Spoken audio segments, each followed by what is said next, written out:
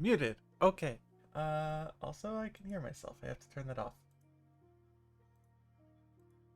Ah, hi. Sorry, it's been a while. I'm also very sleepy. I decided to take a nap and I ended up sleeping for much, much longer than I intended.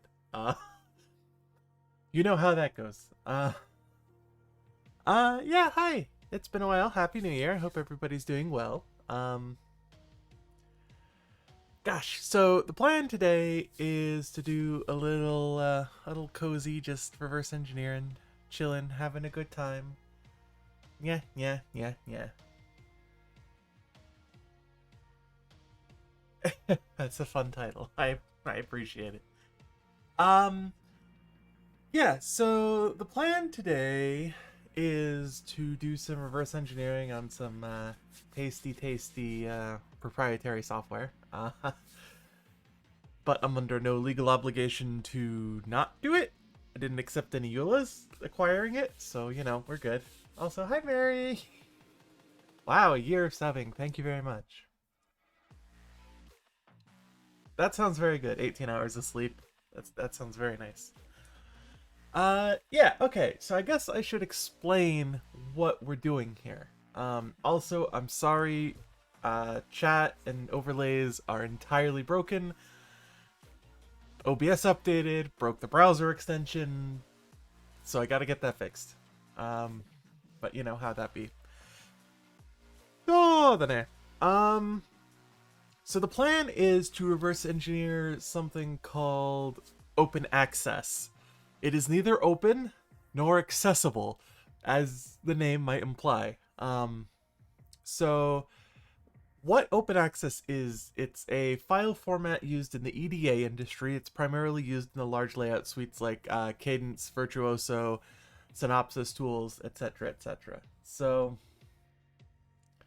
let me switch to center screen. So there's a few things, a few different file formats. Hi.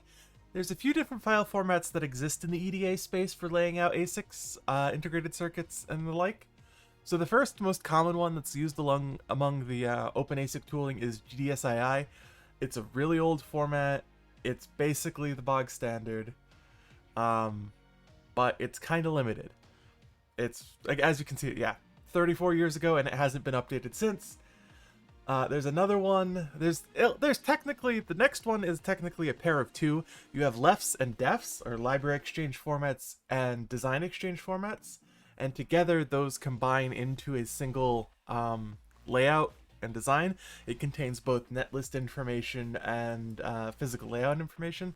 This is a Cadence standard, but you can only really publicly get up to 5.8 because of some BS I'll talk about in a minute. So yeah, that's DEF and LEF. Then we have Oasis.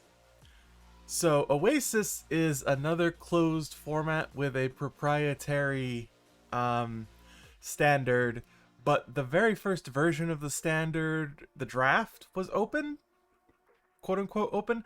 So that's what all the tools implement. So there's the Oasis standard, which is a whole other thing that we have to get into eventually. We also then have the CIF format, or the Caltech Intermediate form.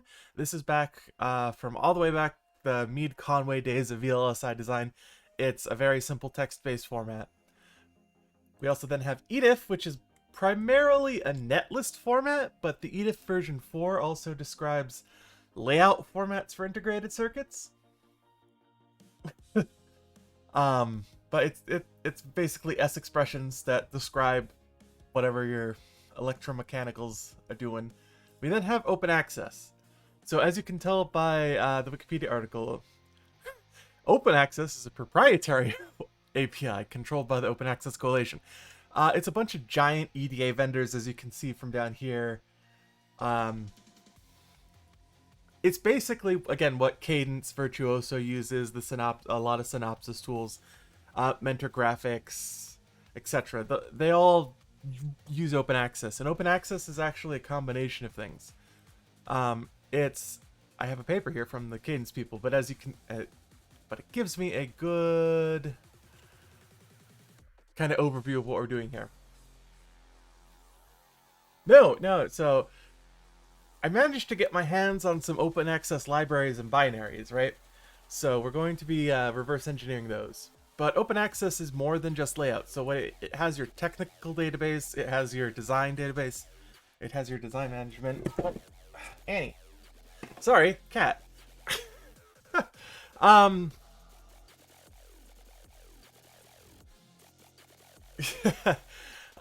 yeah, but basically open access is trying to be the one true EDA binary format, even though you have to pay membership fees and whatever to actually implement it. So what we're doing is I managed to find some binaries. As exciting as that sounds, I know. So I have here, and I did some pre-prep earlier this week, so it's not going to be entirely painful. It's still going to be pretty painful. But we have some libraries. We have some dynamic and static libraries, but these are all the core open access APIs, right? I won't say where I got them, but I did get them from an open source on the internet. Not open source, but an open source, as in I didn't need to authenticate or sign any EULAs or agree to anything. So I could just download these files and basically a zip archive. But yeah, so we have a bunch of the binaries, which is probably hard for you to see. But we have a bunch of binaries, or libraries, and then we have a bunch of driver binaries. So we have basically the usage and the library. So what we can then do is basically, you know, try and pick them apart and decipher. So the plan today is to figure out what the open access, or try to work on figuring out what the open access file format actually is. And I have some leads on that already, but let's open Binary Ninja, and I guess we'll get started, unless there's any other questions. I should probably update Binary Ninja before I do anything. So yeah, that very brief overview of EDA formats and what the plan is. If we have any questions while Binary Ninja's updating and we're getting that set up, I'll be happy to answer.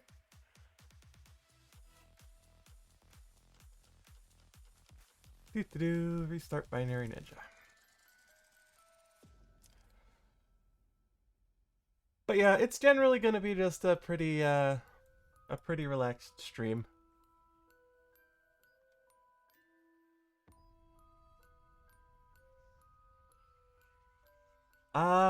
That depends. So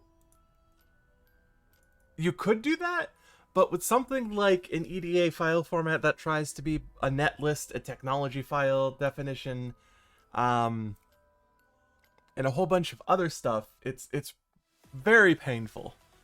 I do have some example files. So the free PDK, which is a PDK by NCSU, is distributed in Virtuoso as a Virtuoso technology library, and that is basically all open access files. So we do have some example files, and we do have the tools to read the files, but we don't actually have anything to like test what we're trying to figure out. Which is the layout, predominantly the layout information, right? So I'm working on a project where I want to be able to import open access files, but I don't know how. So we're working on figuring that out. And with lack of tools that can actually like read layouts from open access files and read technology definitions from open access files, we're kind of stuck piecing things together ourselves. If that makes any sense. I'm going to also open a test binary. Don't worry, this file's only 1.5 gigabytes. It's fine. It'll be fine. I'm sure it's fine. But yeah, these, so, open access is sort of like a database file format. It has tables and indices and all that kind of stuff. It's not just SQLite as much as I would have liked that.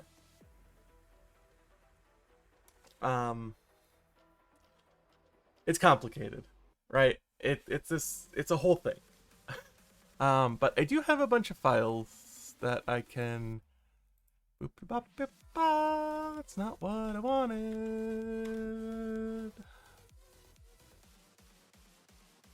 Open access. Working data. So I do have a bunch of open access files here, which I've also dumped as hex. So what we can do is I can actually show you those.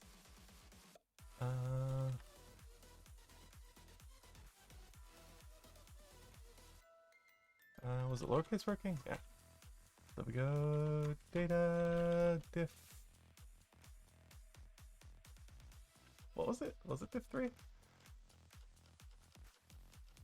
I don't remember what it was. Diffuse.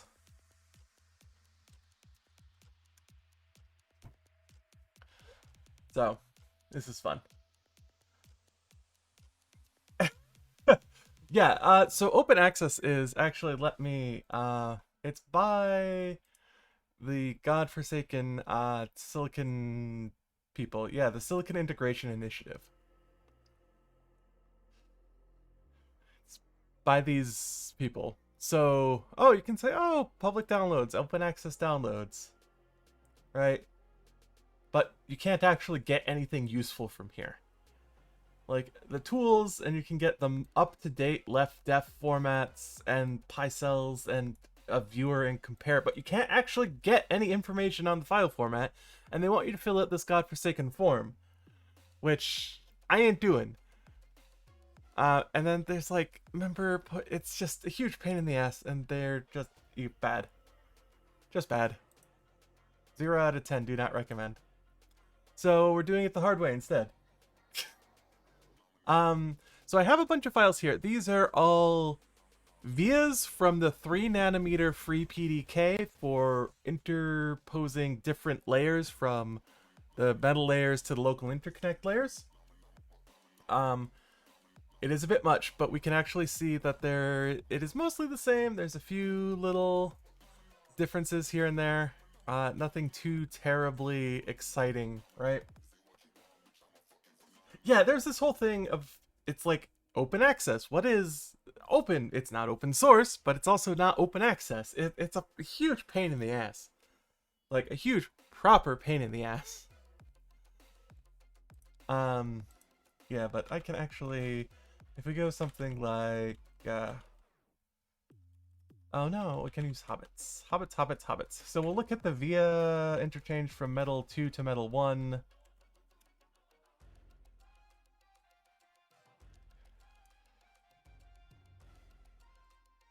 Which it didn't do. Why didn't it do that?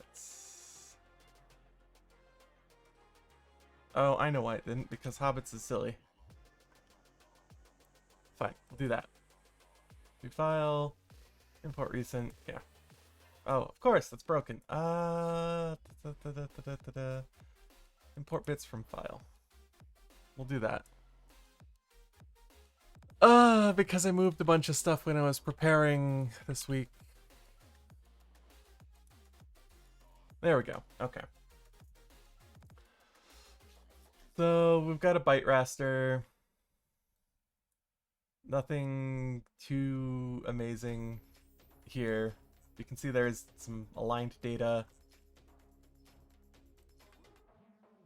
And just, it's pretty sparse in general. I picked some very small files initially. We've got not a lot of entropy, it's mostly empty stuff. So it shouldn't be too bad. But the idea is we want to figure out the file format. Yeah, so you can open up, if you open up an executable or a file in binary mode, you can visualize it as a two-dimensional array of values, which is just a bitmap. So you can all commonly do this with PGMs or portable gray maps. because it's just a small little ASCII header that you can just dump onto the front of a file and then open it up in an image viewer. So, you know, easy peasy, lemon squeezy. Okay, there was another executable I wanted to open up. Boopity boop. Beepity boppity boopity boop bop boppity boop bop. What was it?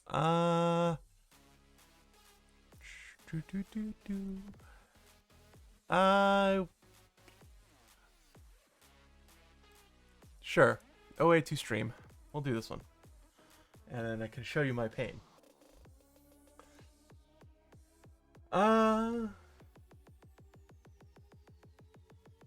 It's not necessarily. When you're reverse engineering things like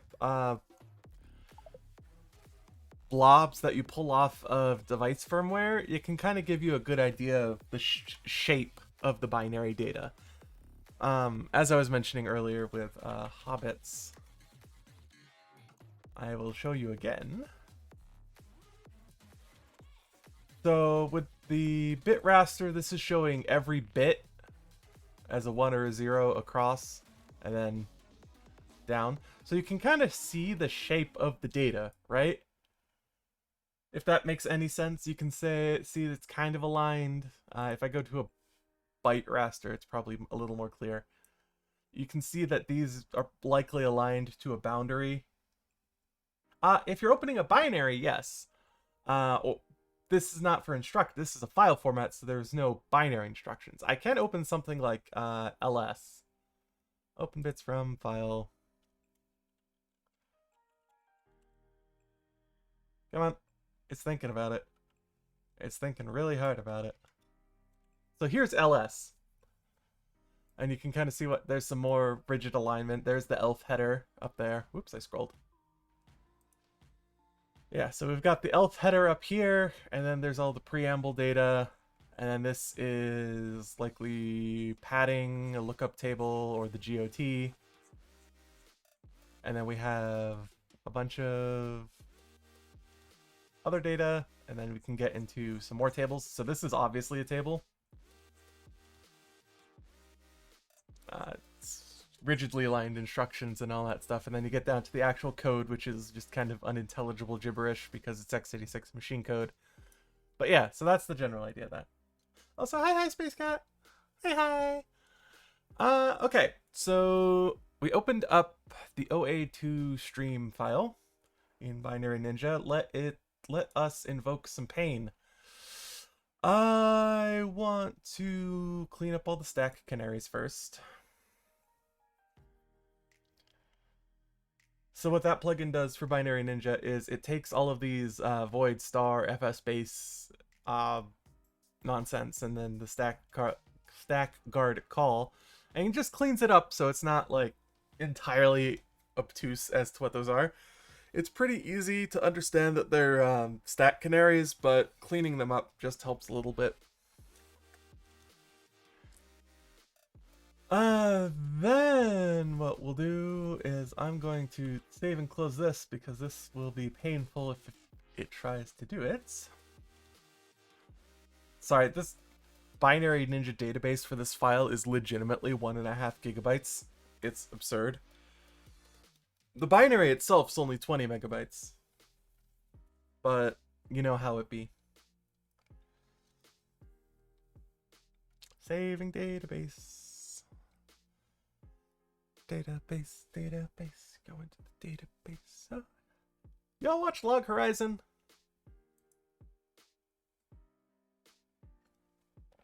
Okay.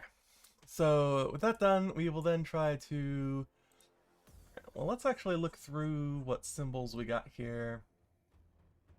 Yeah, Log Horizon's great. So... Okay, I've got like OA tech, so this relies on the tech library. We can actually see what libraries this depends on. So OA base, DM plugin tech design common. Okay, so that's basically all of the libraries then. Well, almost all of them. Doop doop doop doop in here. So what we should probably do, I should probably save that. And then I guess I will do a filtered dot star.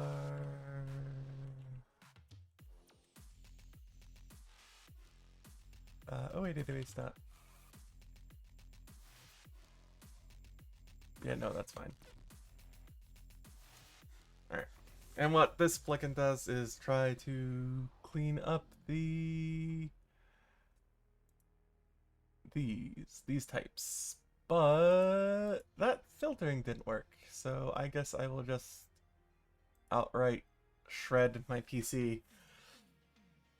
So I was already poking through this code earlier this week, and it is the most disgusting, vile, object-oriented, enterprise-grade TM BS ever. It's just terrible. It's just so bad. Hi. Also, hi, Annie. Annie wants attention all of a sudden.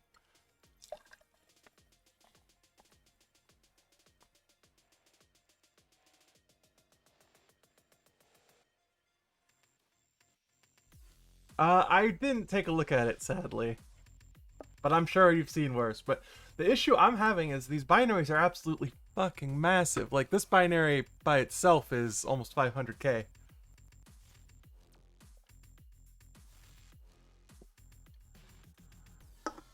As it be. Another thing I was trying to do is the frickety frackety frickety fuckety, get off my property. The Itanium C++ ABI plugin is dirt slow. It is honestly so terribly slow, and I have no idea why it's so goddamn slow. Like, I have no idea why at all. But it took hours to even chew through 100 symbols. But I did do some pre-processing on some of these already. So I'm going to actually save these databases out because they seem to have been updated due to the Binary Ninja update. Sure, save all. Save all.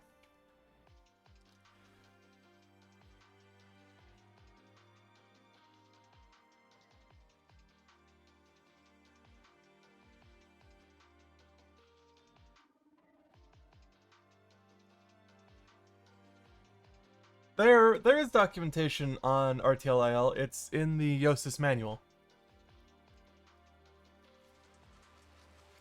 I can get a link for you in just a second.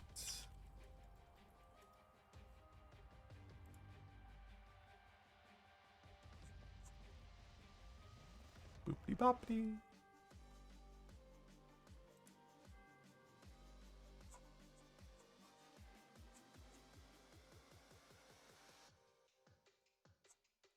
Oh, I see what you... Okay, so wait. You're talking about... Okay, yeah, so there's two different Yosis manuals. Which is annoying, I know.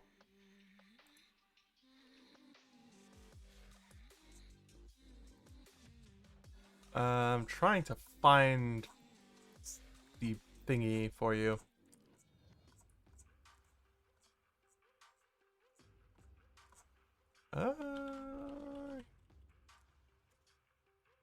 Doop-a-doop-a-doo.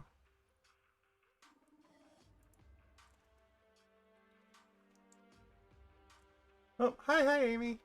No, it's okay. I slept too.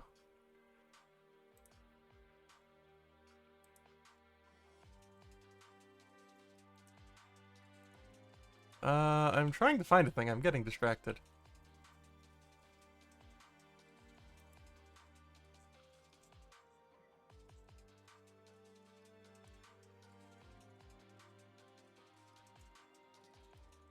So that URL has a PDF of the manual, and you'll find the RTL stuff in section 4.2. Section 4.2 starts It's on page 23 of the PDF. Or 24 of the PDF, technically. Anyway, okay. So what we need to do is figure out what the heck is going on. Also, Annie has come to say hi. Hi, Annie, you're in the way. I can't use my keyboard now.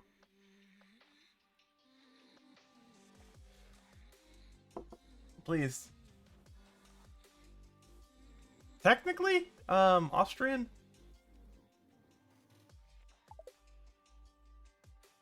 She is. She's not letting me do things.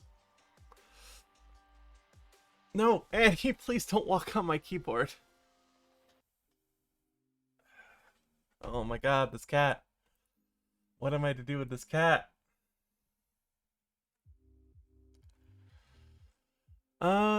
Annie. I'm trying to stream, little girl. Oh my god. What battery flavor am I drinking today? Atomic Warheads.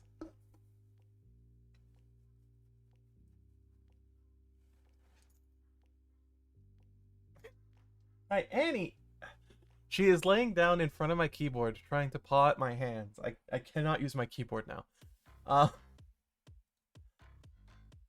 What was I saying? Okay, so yeah, so a few things I've already learned about the open access database format is it is a database. So it has tables, and the tables have indices, and then each individual table is laid out differently according to the godforsaken extension that it is. Because open access is the base database format, and then the technology library is its own extension, the wafer stuff is its own extension, the layout stuff is its own extension. Yeah. It's annoying. It's a huge pain in the ass. But I was just starting to look at the open access read function in order to see kind of what we got going on.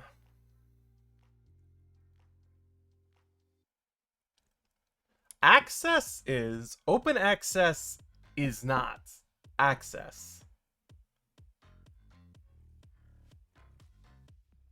While it is technically a database format, it is not the one that it shares a similar namesake with.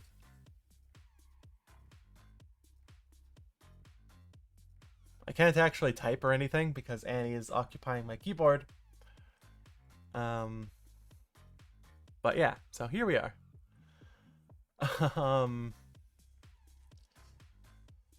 So, what I've figured out so far is liboa base is where all of the base classes and utilities live, such as the open access database primary class.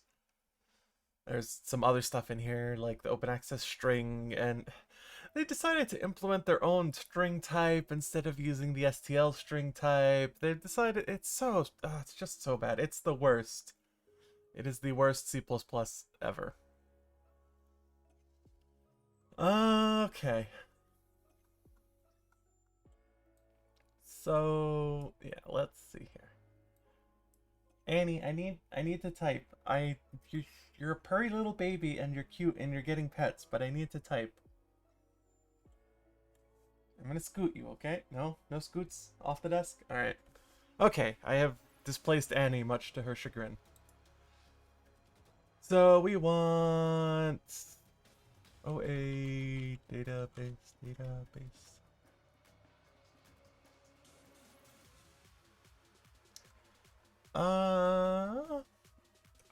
This function generated excessive incremental updates. That is okay because we have the Python console. What we do here is for f in bv dot functions f dot friggity fuck, what was it? It was what was it? I have the snippet somewhere. Snippet editor. Analysis skipped. Alright, well, I can actually just run it from here, so I will just run that from here. Or not. It could just be perpetually grumpy. There we go.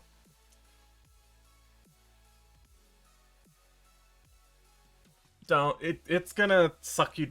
Reverse engineering is kind of like learning how to sew a shirt by tearing apart pants. It's not a good way to do things, but you gotta do it if you gotta.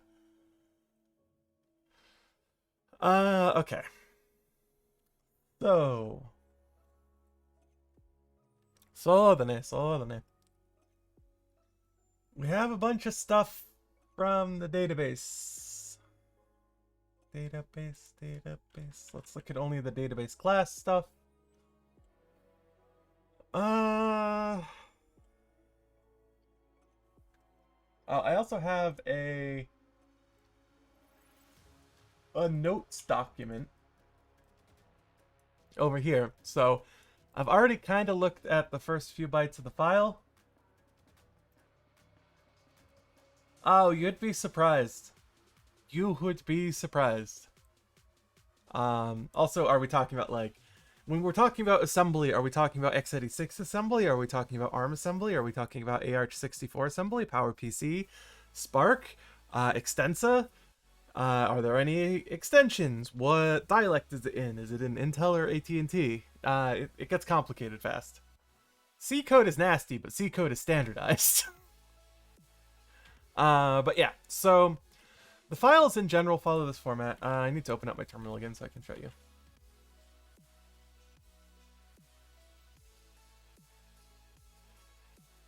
Ta-da! Alright, we'll look at the M2 to M1 via... So... Okay. So we have these first few bytes. Bytes 0 through 3. This looks like an endian check, because if you look at it in little endian, it's the hex literals 0x0, 1, 2, 3, 4, 5, 6, 7. So it looks like this is used to check the endianness of the file.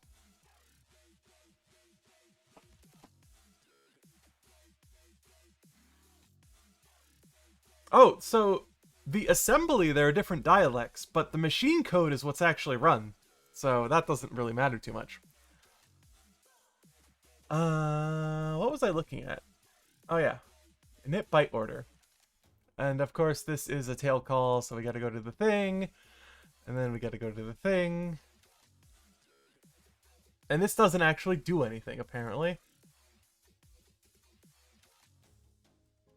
We have the stack guard, we set EAX to 0, we check the stack guard, and we return. This function doesn't do shit. Oh god, okay, fine. Yeah, this function just doesn't do anything. x86 64 is AMD 64. And AMD 64 and x86 64 are just supersets of x86. Your CPU can still run 16-bit real mode code. It's just everything now done is now done in protected long mode. So in order to run your 16-bit code, what you need to do is you need to drop your CPU down into either v86 mode or back into real mode. Alright, well, what else we got? Because init byte order came up blank, apparently. I expected it to initialize something here. But that's not what happened. Clean up on init base data tables. Okay, that doesn't do anything either. Why the fuck not? Yeah, ARM64 is different. And then with ARM, you have ARM instructions, and then you also have thumb instructions and thumb 2 instructions. And those are all kind of incompatible. I'm convinced x64 doesn't exist. That is a stupid name. I just had a sip. I will drink a sip now. That is a Microsoft-ism, and I hate Microsoft with every fiber of my being for diluting the AMD 64 name with that. Also, thank you for the pats, and yeah, yeah, yeah, yeah, yeah, yeah, yeah, yeah, yeah, yeah, yeah, yeah. Yeah, Arm has 2 thumbs and no hands. That's pretty accurate.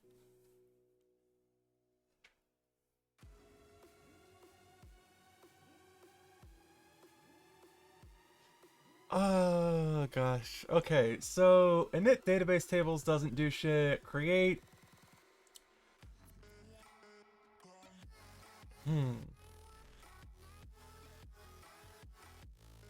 Yes, yes. We're not going to get into micro-coded CPUs here right now. We'll get into that when we're designing a CPU. That's for a later stream. Okay. Create name table. Okay, so we have an undo manager that we create. We then have a table constructor.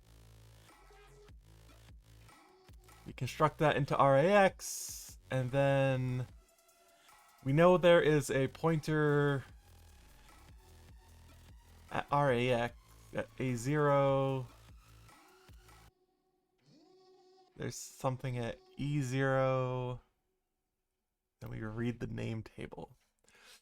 This is probably going to involve us filling out this godforsaken struct.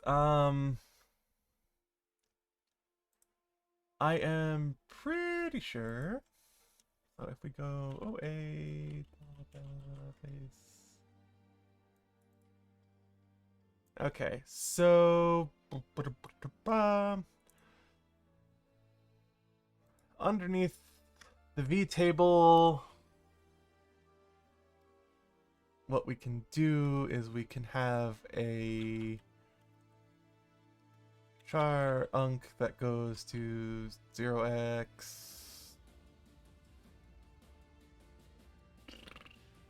What is one pointer minus A0? My math is terrible. The V table is a pointer. Always a pointer. We want 0x A0 minus, we'll say, I think it's a pointer that we want, which is of size 8. Can I get that in hex, please?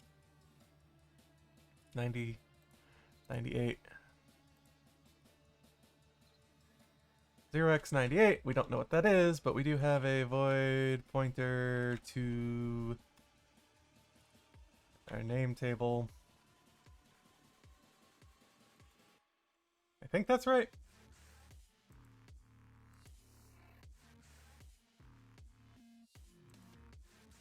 arg1 is the database. OA database. A0 is the correct offset. Analysis is slow.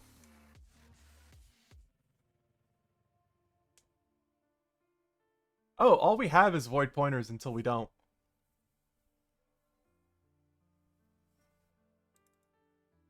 Tail call, tail call. At this level, there is no such thing as an object. There is only pointers.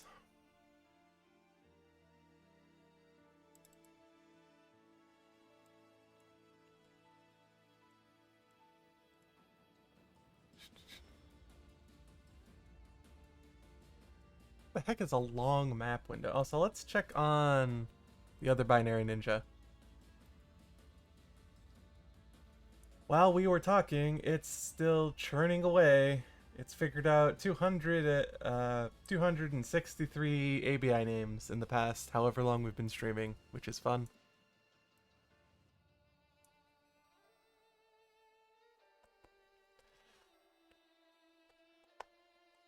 Ta-da! Okay, so that actually looks potentially useful.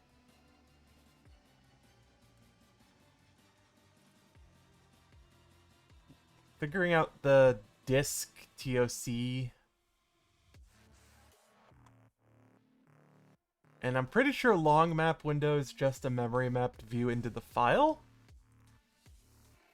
So let's go actually to the OA disk TOC. That probably would be a good next step. Let's edit this type, get rid of that, because that actually didn't change any analysis for us. And then we'll go to disk TOC to actually look at what the table of contents on the disk is supposed to look like. This is terribly boring. I know, I apologize, but that's just how it's gotta be.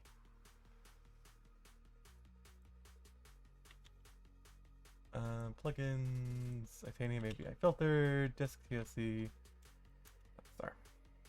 We'll do that so we can demangle this.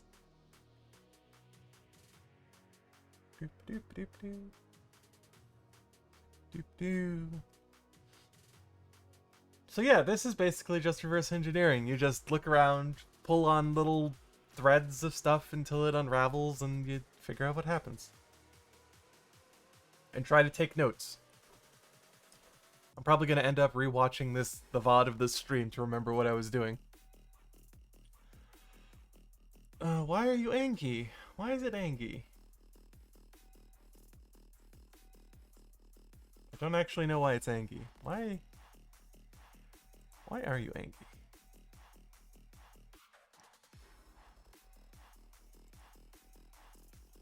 Well, I don't see any errors, even though it said there were, so I'm going to pretend those errors didn't exist. Yeah, but taking notes takes effort.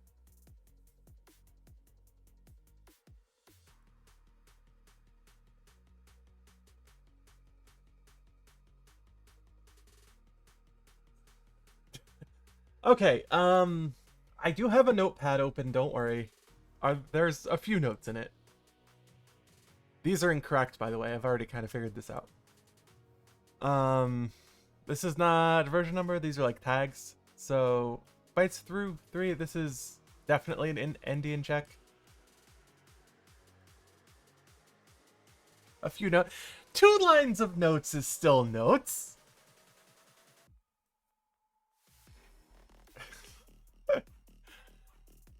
Okay, could you explain a bit what you're doing? So I'm currently waiting for this, C++ Itanium ABI analysis to finish. I am using filtered analysis, which lets me apply a regex to the actual symbols that are going to be analyzed. I had 6, now it's 2, but the other 4 lines were wrong.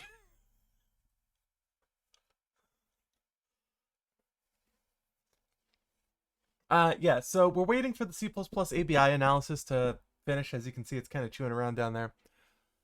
The C++ ABI, for those unfamiliar, is the application binary interface that was laid out around when Itanium was first coming out, actually, because it's still called the...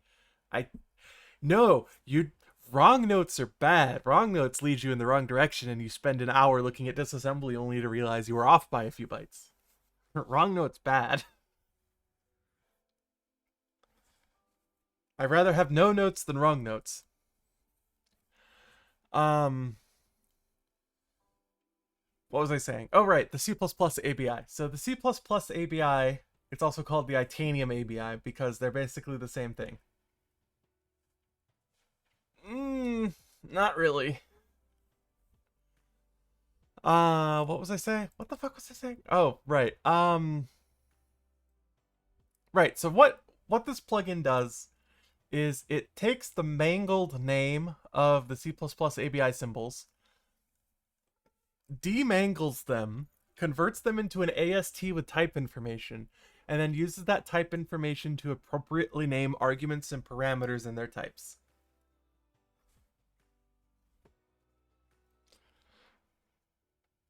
Yeah, even on x86, the C++ ABI is Itanium. Even on Power, the C++ ABI is Itanium. No matter the platform, the C++ ABI is called the Itanium C++ ABI.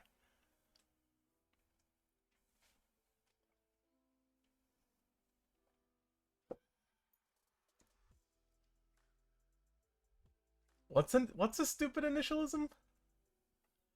Itanium was the first 64-bit CPU architecture Intel designed.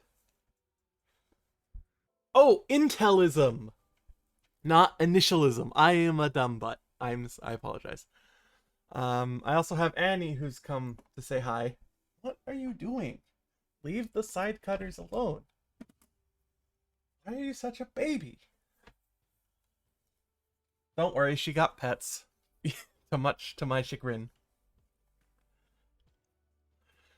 Yeah, so Itanium is the first 64-bit architecture that Intel produced. They wanted to use it to kill off x86, although it's not the first time they tried to kill off x86. One of the first times they tried to do that was with the IAPX, which is a whole other thing. Instead of like instructions, it was a virtual machine kind of thing, and it was split over two separate silicon dies.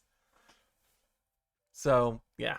Anyway, it's a thing that Intel pushed really hard, got locked into a deal with HP, and only was able to stop producing them recently, even though Itanium was such a terrible architecture. It was a VLIW architecture, which means all the instructions were packed into very wide integers, and you had to do things like instruction bundling. And the CPU itself didn't do much optimization or anything like that. You had to do that all in the compiler. So it put a lot of the stuff onto the compiler writers, which is, kind of a pain. I want to get an Itanium system too. Oh god, HPUX Itanium. Yeah, I worked with those at a previous job. We also did Power and MIPS and Spark for a few of our systems. It was crazy. Okay, so yeah, this takes a while because there's a good bajillion symbols in these files.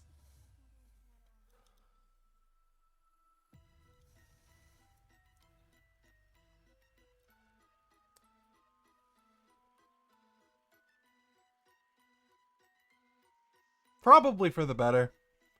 Itanium's a cute idea in theory, but it's like Vax is a cute idea in theory.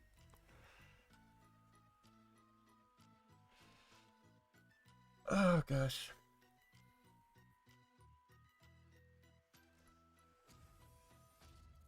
I'm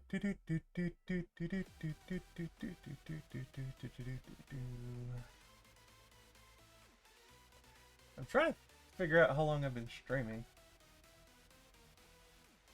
OBS isn't telling me. Oh, there it is. No, 51 minutes. Okay, that's not too bad. Okay. Yeah. Something along those lines.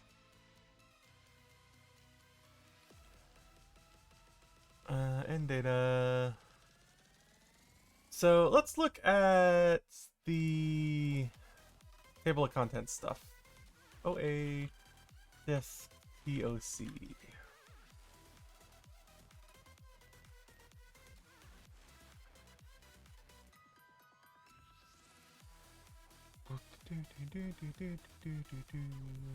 What's this? Read.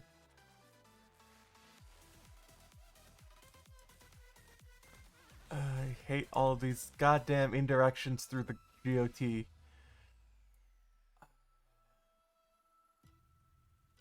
Yeah. Gotta wait for the Itanium ABI analysis to finish demangling these type names. Long map window, move to offset. This entire batch of all of this code is so fucking terrible. I hate it so much. Oh my god.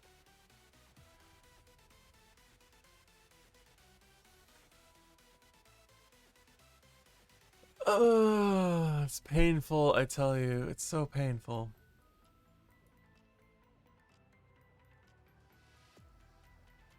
Yep. Yep. It is bad. It is pain. Pain. Right, what was I doing? So, with the open access files, I suspect the table of contents is up here. I am unsure. Then there seems to be metadata, so this might be like a string table. This definitely looks table-esque. And then here's some more strings, so we know the layout data is around here somewhere. There's a lot of zeros in this file format. It's not very space efficient.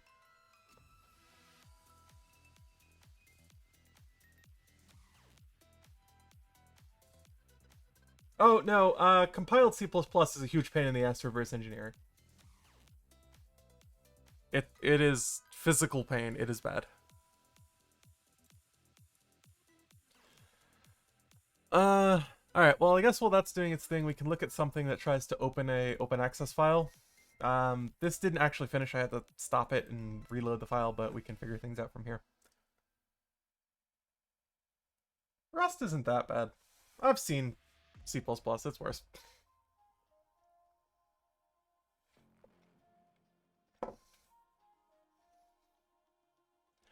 So all of these open access things have templated main stubs.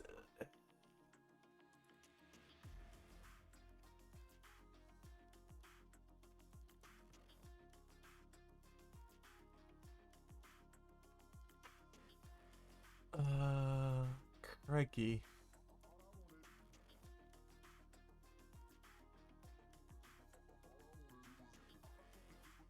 Check a thing, set two things.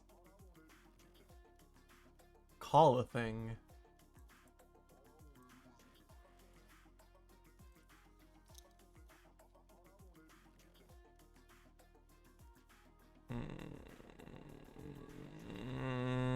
Working with C++, trying to reverse engineer C++ is a huge pain in the ass.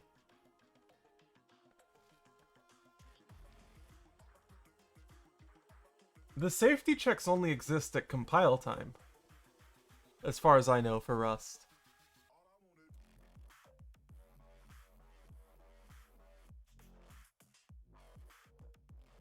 In optimized Rust code, the safety checks should only exist at compile time, unless we're talking about things like sanitizing address accesses to cause panics.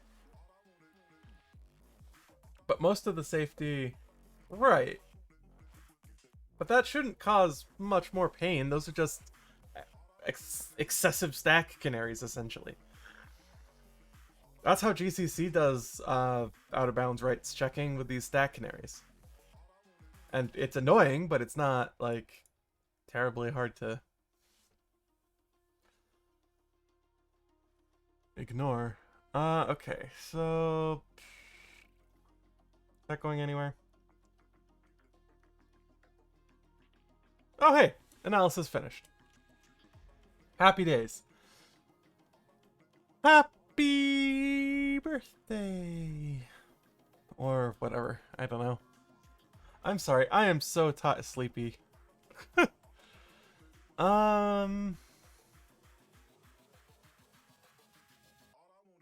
An OA memory map location reference on disk TOC.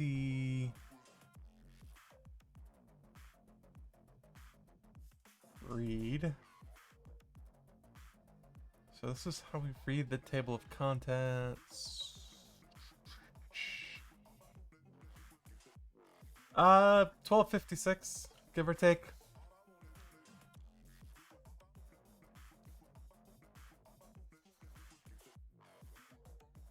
Oh gosh.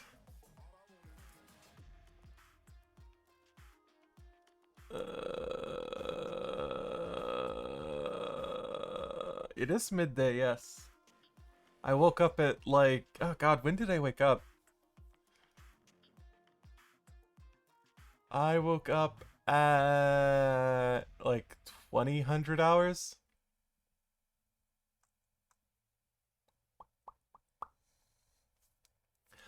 I would really like to do some dynamic analysis, but I don't have a sandbox.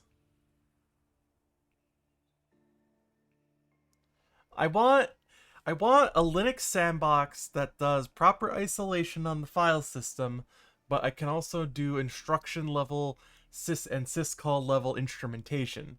But I don't want a VM. Is that too much to ask for?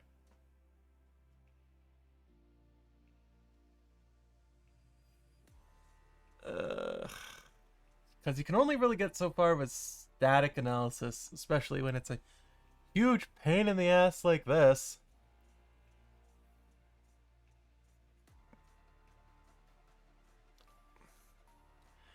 But I don't have a separate computer, and that would take effort. And I also don't want to spin up a VM, because that would take effort. Also, I don't know that you...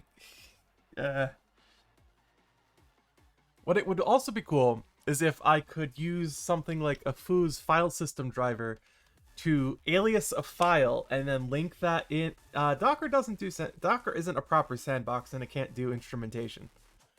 But if I have an overlay FS on top of a file, and then I can link the overlay FS into instrumentation, so that way I can get a full file change set. Oh, Annie, what are you doing? Baby, oh baby. Annie says hi as she smacks the microphone with her tail. I apologize. Squish, squish, squish. You're a soft little baby. Mwah.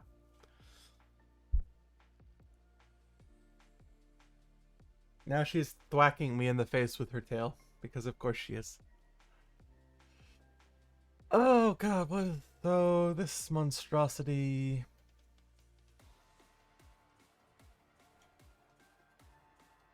We are taking the arg offset of 10, adding 7 to it, anding that, using that for racks.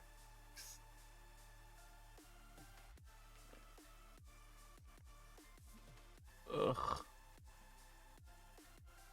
Annie is being a needy baby today. She was napping with me. We were all cuddled up in bed before my alarm went off and I had to get up to get ready for streaming. I think she's grumpy that I got up. She wanted more snuggles. Where do the names stack guard? This came from a... I had to hack it up, but there was a plugin which does stack guard cleaning. Oh, hi, Kiri! Thanks for the free sub. 13 months, wow. Yeah, it's an Aki stream. I'm just being here sleepy and mumbling while staring mindlessly at reverse engineering. Because, oh my god, my head is just...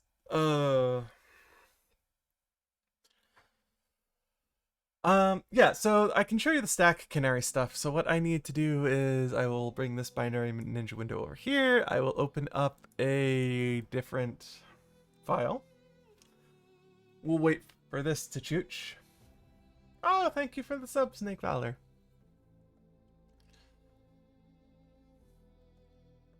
Gotta wait for the analysis to finish. There we go.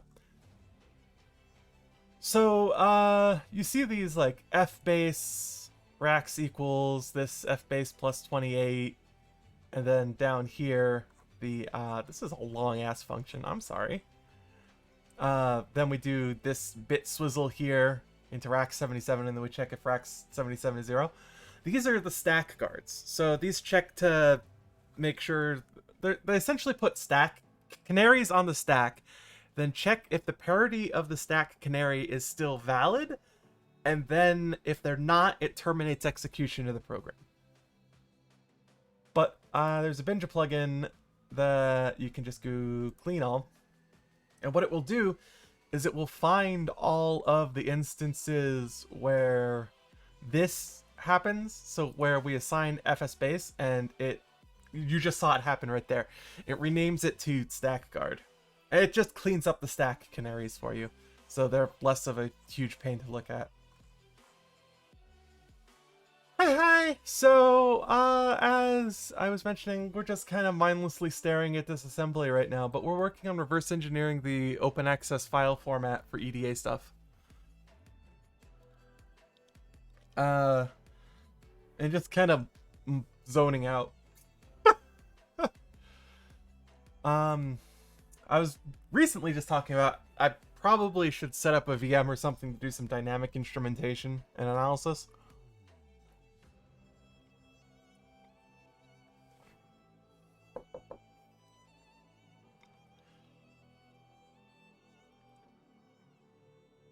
Oh, I just said, so stack guards are little, they're cookies that are put inside the execution stack of a function to detect stack clobbering, which helps prevent a category of exploit. It doesn't prevent it outright, but it helps.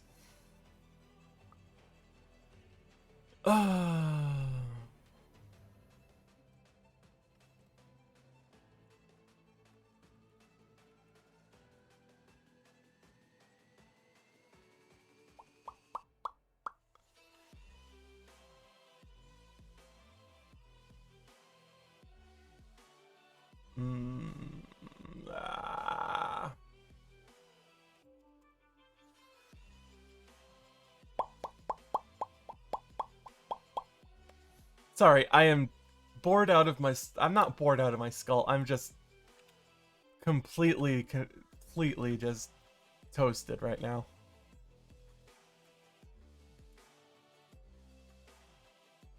Toasted's not the right word. That implies something else. I am sleepy. I am very sleepy. Oh, God. I need to rewrite this godforsaken plugin in C++ because it is so fucking slow. Yeah, my brain wants to transition back to S3.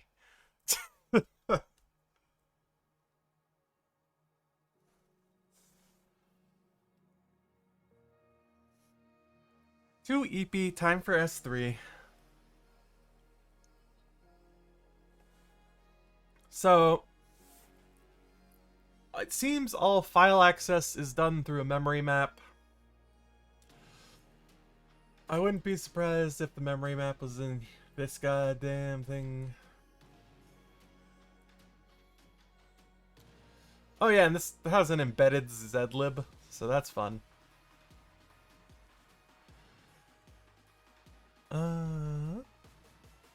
This also has a start. This is a shared object. It shouldn't have a start.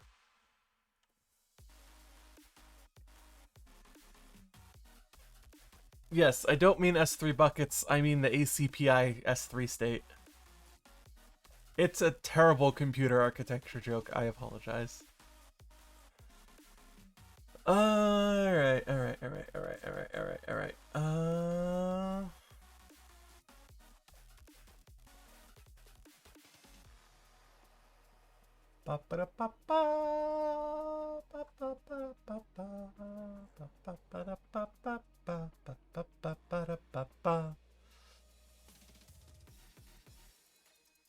No, we're not talking about S3, the video card manufacturer, either. Snick 3? 3 snicks? 3 snicks on a trench coat? Oh my god, please, hurry up.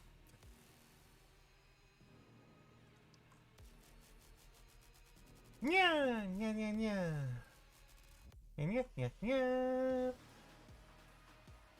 Right header. This could be interesting. So this writes a header of some kind. And we've got to go through the goddamn GOT again because I wish Binary Ninja was smart enough to elide these calls. It is incredibly aggravating having to just click through all of that all the time.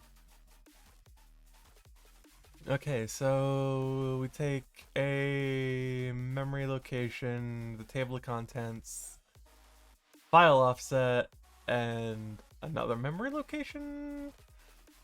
We get a local reference to the TOC. We write the swap check. So those bytes are likely swap check. Hi, Freya. What's the gibberish between the functions? padding, alignment bytes, that kind of stuff. Unless you're doing some pretty hardcore exploit engineering, it's not really relevant what that is. You can think of it as effectively garbage. It's not. It's like that right there's a NOP. There's a NOP there in case of fall through or something, and then, you know, some more bytes. Nothing too terribly important. arg2. Right swap check. Align the goddamn calls! Jesus. I apologize. I am just grumpy.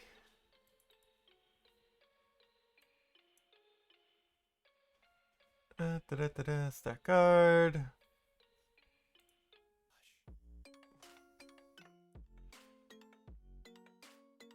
Right swap check. Oh, this needs... The problem is, I need all of these symbols resolved because this godforsaken...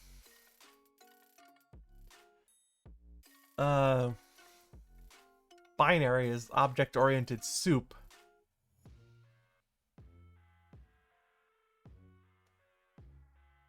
arg1 is a map check, or a map location.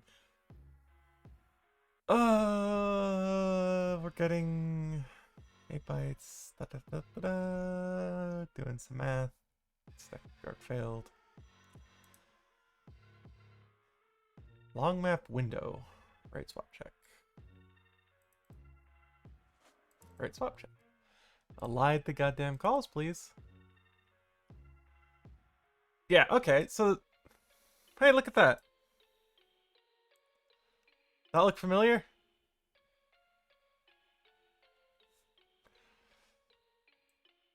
So it's setting... Yeah, so that's our endian check. So we know that should be at the beginning of the file.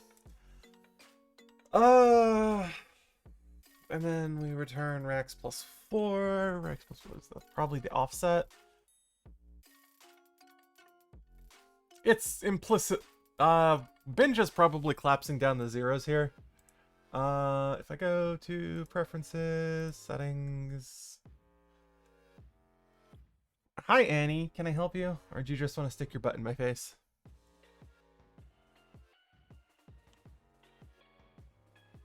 x86 disassembly.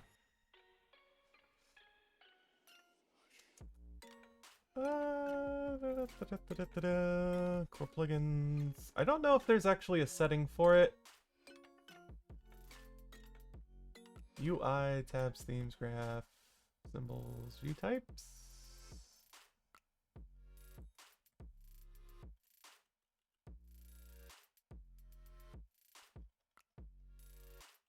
Ah, Annie. Oh god, this plugin just causes Binge to... Yeah, I don't think there's an option for leading zeros. At least I can't find it, but it's implied. Where the heck did we go? There we go. Yeah, so the leading zero is implied in that, but there's 1 byte, 2 byte, 3 byte, 1 byte, 2 byte, 3 byte, and that's technically 4 bytes, but there's no leading zero.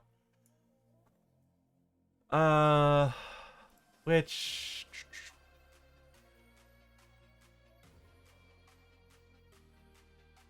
I am surprised. There is no leading zero there. There should be a leading zero. This is going to open Firefox.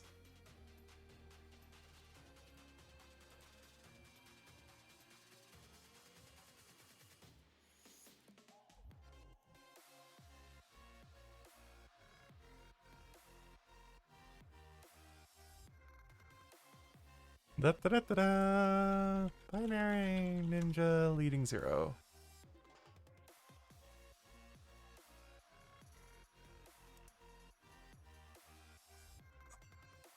Yeah, I think Binary Ninja just elides the leading 0, which is kind of annoying. I'll have to look into that after stream.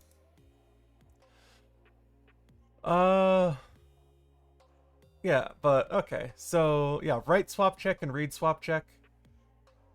And then it checks the swap and sets the endian appropriately, it seems. So, come on, please. Da-da-da-da-da-da. Etto. Also, yay, 800 followers. Thank you all. We just hit 800. Means a lot. Oh, look at this. The long map window cannot determine the byte swap direction. The value is an unexpected value.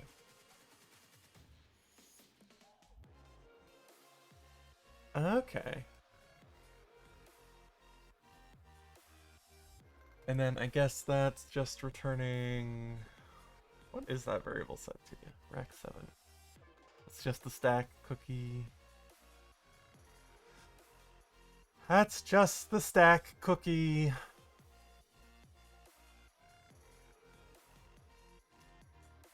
Like, I know what they're doing, and I know why they're doing it. That just doesn't make it any less annoying. So the way they're architecting this is they have file IO, which they're then turning into a memory map, but they're not using a memory map directly. They're abstracting it through these god-awful helper types. And then all file IO goes through the helper types in order to abstract away the underlying operating system file IO calls. And it's all done in memory, so you can implement things like copy and write. But it's annoying. It makes things more annoying.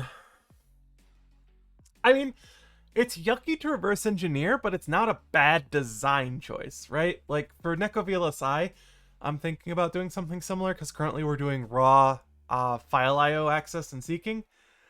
I want to abstract that away into hopefully a memory mapped helper type.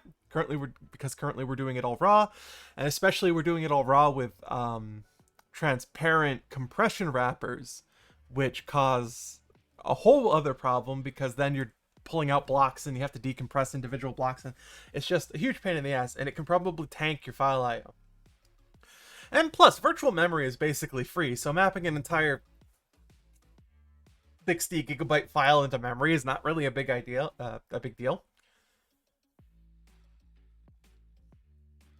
So, you know what they say, free real estate.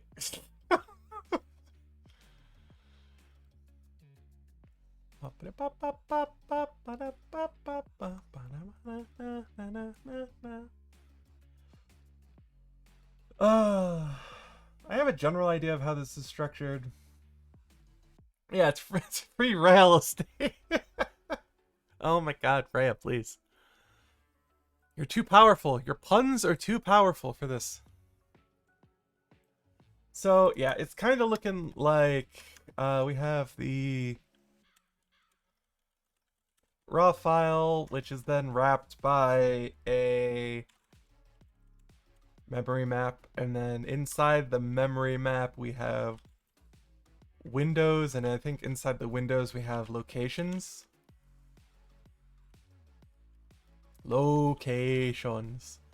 So when you write to the location, because it's a reference, it then cascades up to the windows, which then feeds to the memory map, which then feeds to the raw file. So it makes sense. It's just annoying.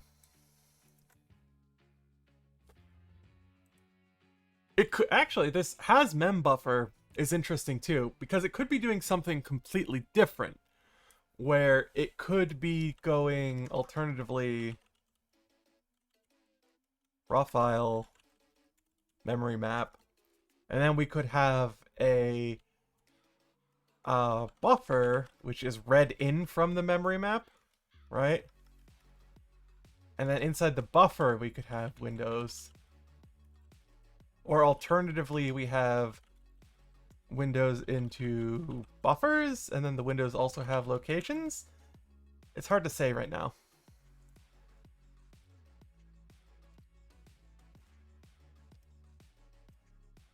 Yeah, virtual memory is free. Easy peasy lemon squeezy. Also, hi, I've seen. Oh god, this is a switch. This is obviously a switch statement. This has to be a switch statement. Please be a switch statement. I'm begging you, please be a switch statement. Oh, Binja, why?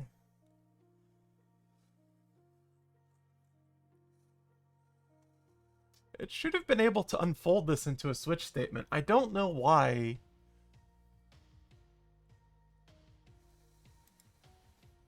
Oh, I bet the disassembly looks disgusting. No, that's just a jump table.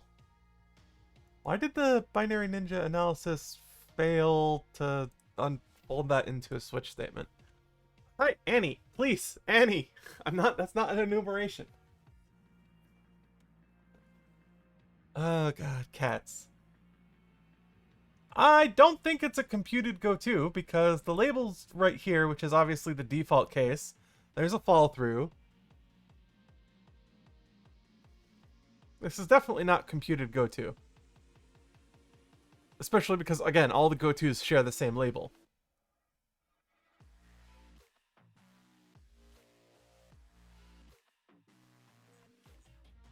I mean, Binja did its best to... Annie! Oh, I'm going to eat your tail. If you keep thwacking me in the mouth with it, I'm going to nomp on your tail. That's just how it's going to be.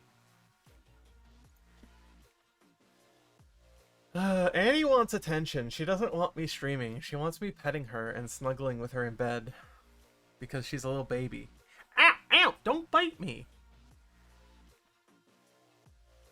Yeah, switch that tail. Come on, off the desk, please.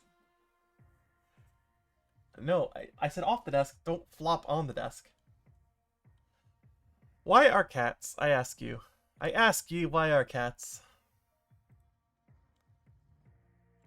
Maybe I can BAP analysis to force this into a switch statement.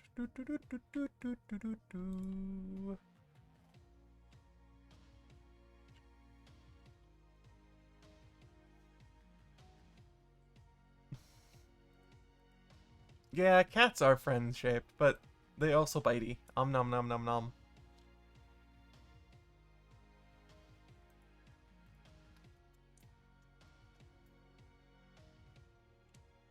Binge is also being slow because analysis is updating in the background, but I want this to be turned into a... Yeah, so that's a const, then it checks to see if it's not 0. And if it's not 0... God, that's not even worth looking into right now. I'm just confused why it didn't unfold into a switch statement.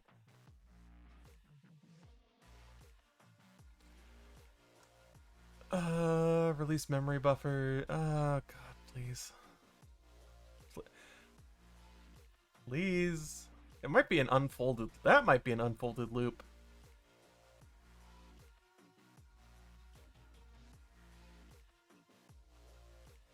Move. File offsets. I'm sorry, this is probably terribly boring.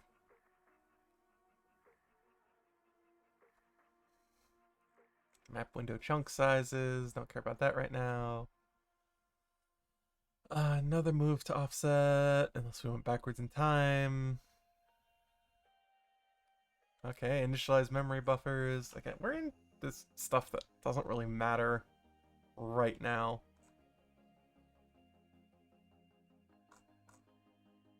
Refill memory buffers. Is memory buffer utilized? String accessor. Oh god. That's right, they implemented their own godforsaken string type. Instead of using something sane like string view or string, they're using their own string type. Maybe for transparent compression? I am unsure. Generic long index table of unsigned long. Cat string ref.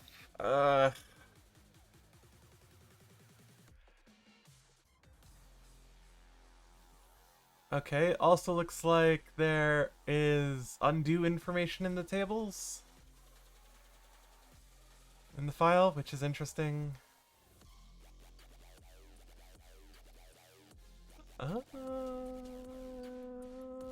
Da-da-da-da-da.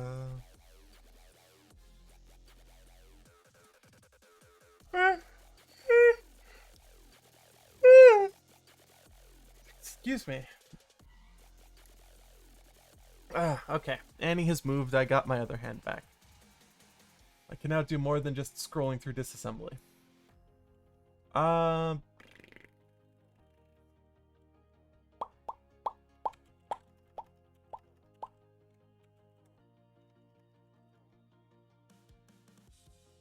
Okay, so there's just straight up an OA file.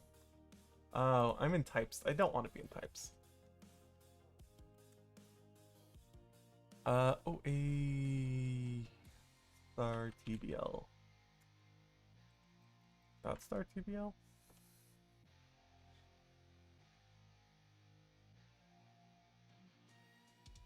An easy way? No, but also that involves opening up Ghidra, and I'd rather not touch Ghidra. Oh, fuck off.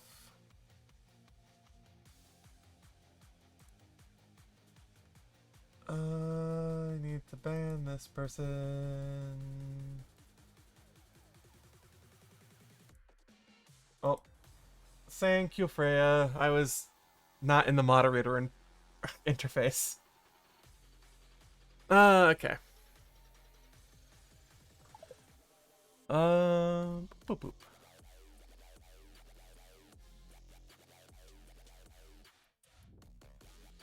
The problem I have with Ghidra is it's an accessibility nightmare, which makes it very difficult for me to use.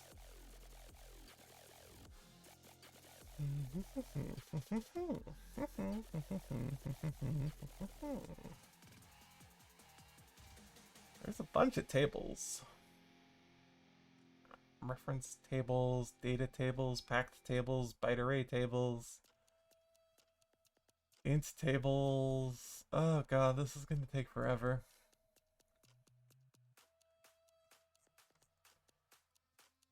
Bit member tables.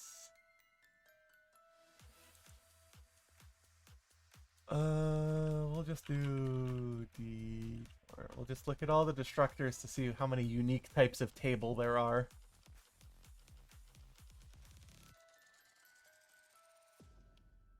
Operator mem table, float prop table, intra app definition table, sparse object type memory table.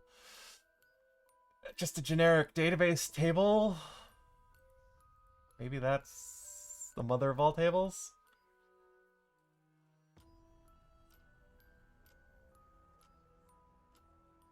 Accessibility as in the visual interface is cluttered. Accessibility as in it's hard and painful for me to actually use Ghidra. Oh, thank you, Freya.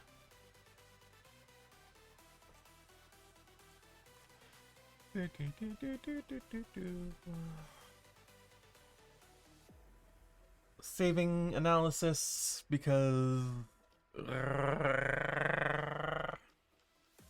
Wookiee noises.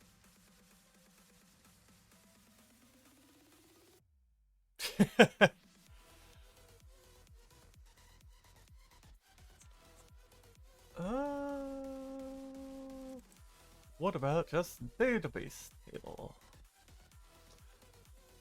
Oh, a database. Alright, because it's TBL, because it's special.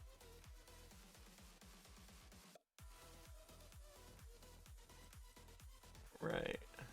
Okay, so this does look to be base class.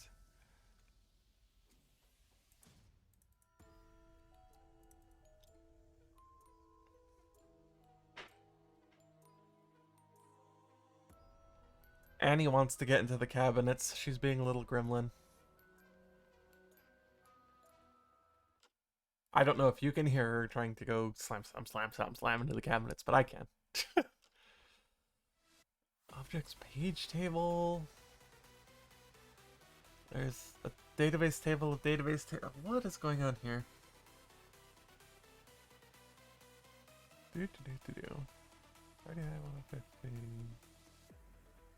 Let's see.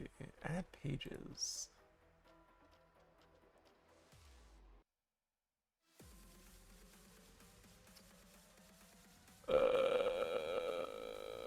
This is aggravating, to say the least.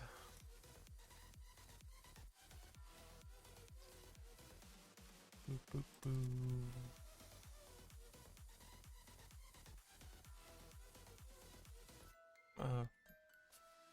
I was just here. Spacing out. Deleting destructor, init object page table.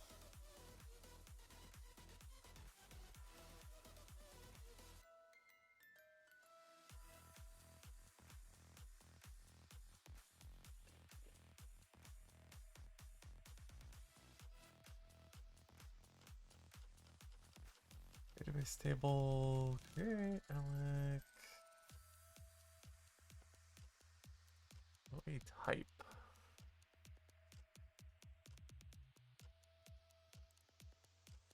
Which is, of course, of course.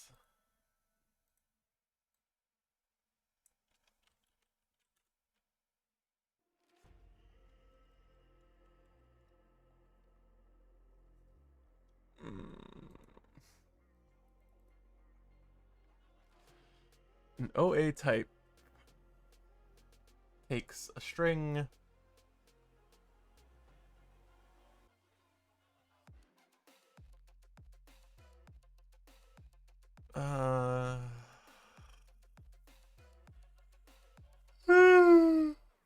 it stores it, open access DB type names.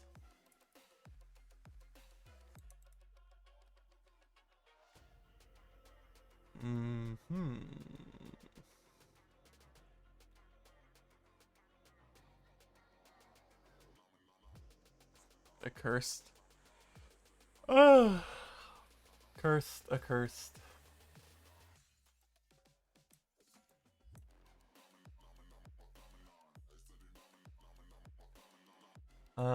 That was not what I wanted to drag over here. I am so sleepy.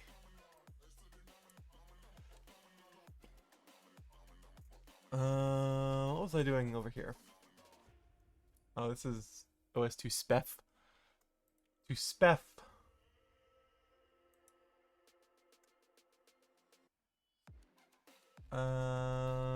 Let's go back to the triage view, actually.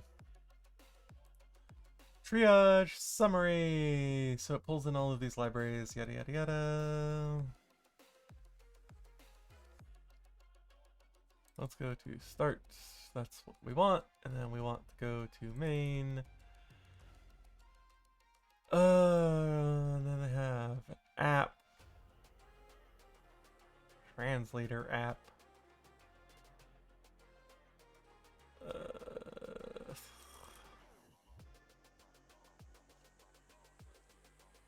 This is the stir error table. Or an initialization table of some kind. Da-da-da.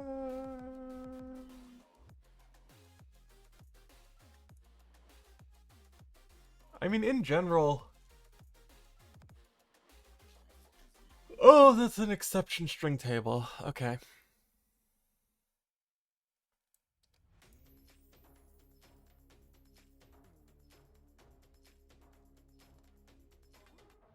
Indeed, ideal resistor unit.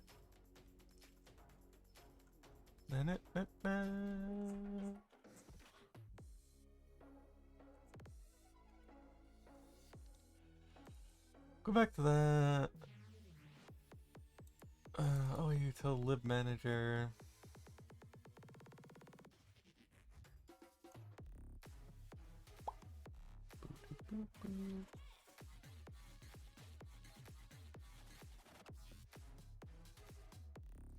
Get open designs. Alright, get open designs is somewhere. Excuse me. So one of the big problems with Binge at the moment is binaries can't cross-reference each other. So for instance, if this has types, which I suspect this has the OA design type. Oh, it doesn't. Does common have it? Oh, it doesn't. I'm gonna guess DM stands for design manager. No? Where the friggity fuck is this type? My point was though, the legal. My point was though that because even if I have multiple tabs like this open, the types don't cross-reference each other, but there is a binge feature in the works that hopefully lands in the next release that will allow that to happen. Ugh. I apologize. I am EP. I am far too EP. The epiest there ever was. Where is the OA design? That is a good question. What library is that in? We can probably figure that out. So if we go back to triage summary, liboa design, that's probably where it is. I don't have that open.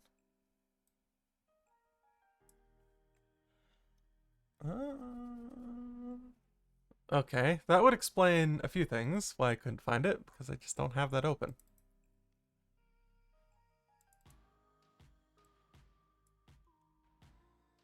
Because I never did analysis on it. Because I was dumb. Cool. Well, here we go. Okay, bye-bye.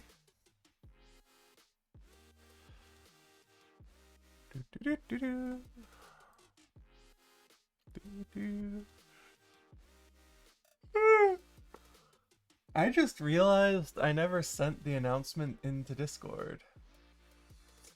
I never sent the Discord messages that I was going live. Oops.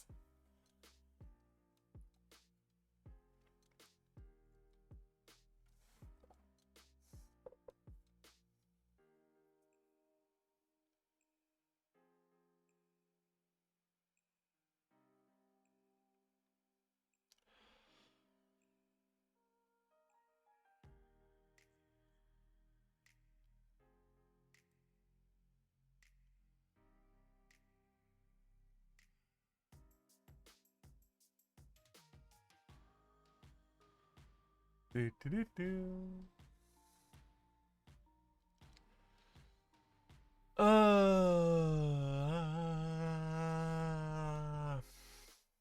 I am so just floppy out of my mind.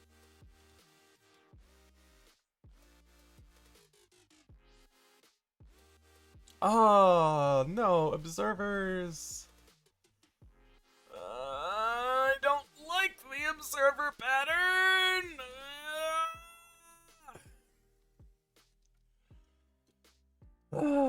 Okay.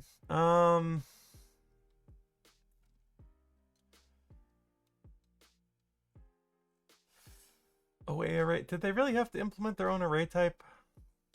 I swear. I swear, I swear, I swear.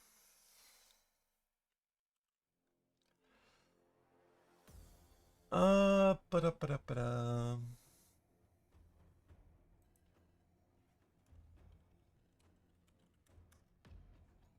I think we might have to... Binary Ninja is not open source now. You have to pay for a license to use it.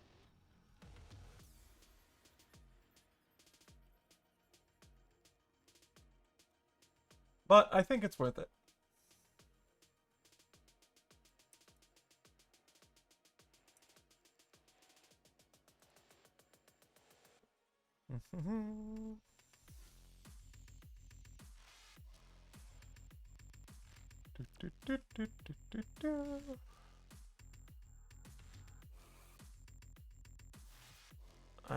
That can't just be a car.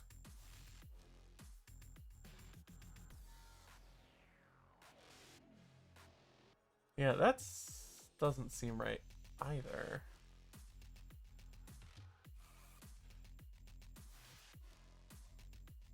It's an exception.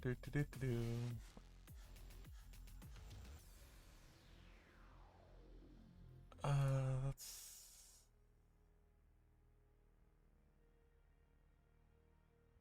yeah, contemplate sheriff flags.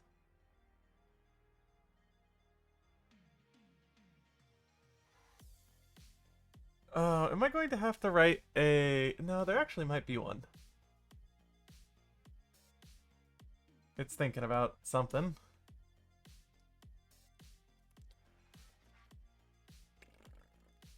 Oh gosh, hi Gyros! Hi everybody! That's a lot of people. I'm just sitting here noodling, staring at C, trying to have my brain kick into gear.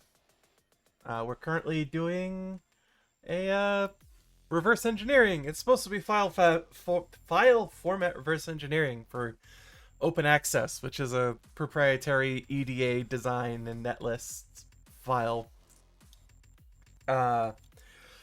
format, and I'm just out here losing my absolute mind. I woke up an hour before stream. And yeah, so we're just kind of sitting here chilling, looking at stuff. Eepily beeping around. Oops, that's not what I want. Yeah.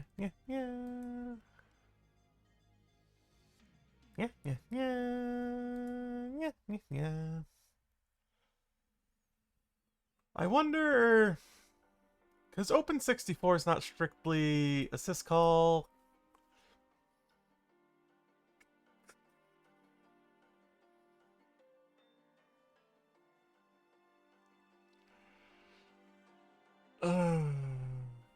I also don't know if in Binary Ninja there's any way to decompose those into flags. How does reverse engineering work at all? You stare at it really hard until something clicks 3 hours later and you fall over and die. That's how it works. Now, what you do is you take a program and you kind of wiggle it around, looking at the disassembly or the pseudo C, and you pull on threads until you have an understanding of what's going on. Currently, we are at the just kind of looking around, waiting for analysis to finish, because the C++ Itanium ABI analysis plugin for Binary Ninja is so goddamn slow, the heat death of the universe is going to occur before anything is analyzed. Why is it slow? Who knows? Maybe because it's written in Python. Or maybe the Binary Ninja API for type annotations is just so goddamn slow it chokes. Who actually knows? But yeah. Hello everyone, thank you for the new follows. I hope you all were doing well. What were you all up to? Also, I should shout out.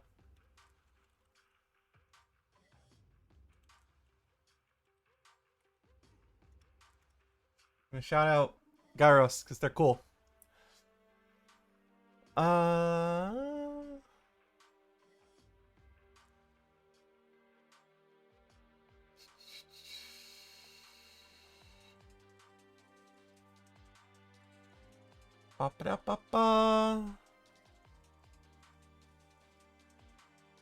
Open access read. Oh, nice. Yeah. Yeah. Oh, fun. Misan's nice. I like Misan. Although I am working on my own build system because Misan doesn't do exactly what I want to do. Gonna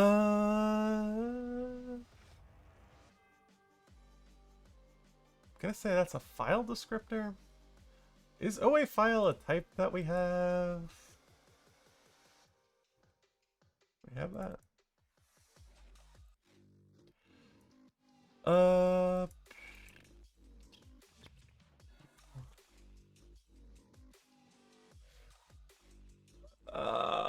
That's what's... How wide is that type? That's a 32-bit...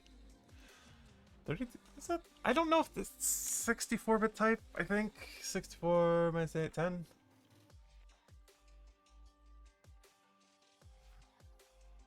It's probably...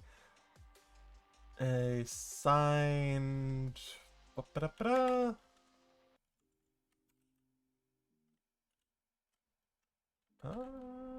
Signed 32 FD, I think? Maybe? Does that look right? Yeah. Maybe.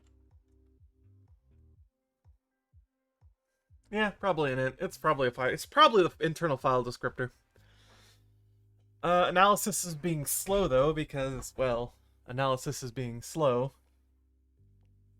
One of my next streams will probably be rewriting some binary ninja plugins in C++ to try to extract some more speed. I definitely want to do some more squishy streams and stuff, so I've got some plans. I just need to get into the swing of things. Again? I need to redo analysis because I did the beepity bop. I beepity boppity the boopity boppity beepity boppity bop boppity boop bop bop. Yeah. Analysis, reanalyze. And this is kind of what reverse engineering is. You just kind of stare at things and try to pull out patterns until you've reconstructed everything. And object-oriented C++ code is probably one of the worst things to reverse engineer because, Jesus. That still didn't work. I don't know why that's angry. I don't know why analysis is not cooperating here.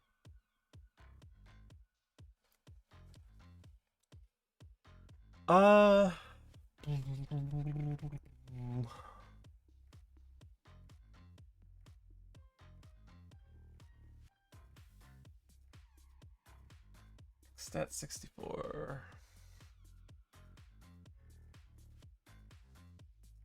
RTX plus 10.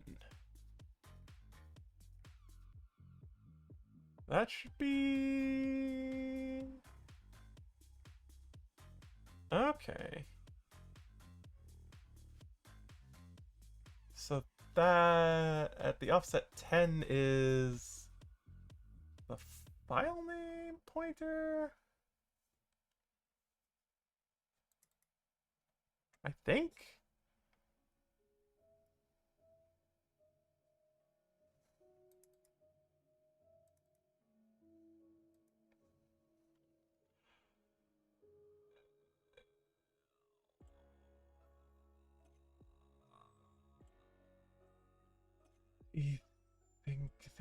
Think. Oh, thank you for following. You have a bit of C++ code that Ghidra is confused about how... It's offset pointers at some point. Oh, that's fun. Yeah. MSVC be like that.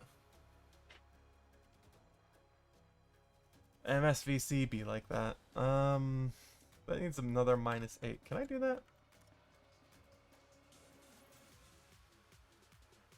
Well, let me do that. It will. I wasn't sure I could do math.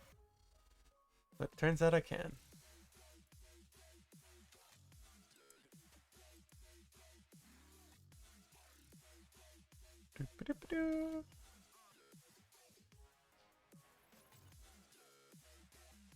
Yeah, RDI plus 18. That's got to be the file descriptor. That's got to be the file name. Mm-hmm.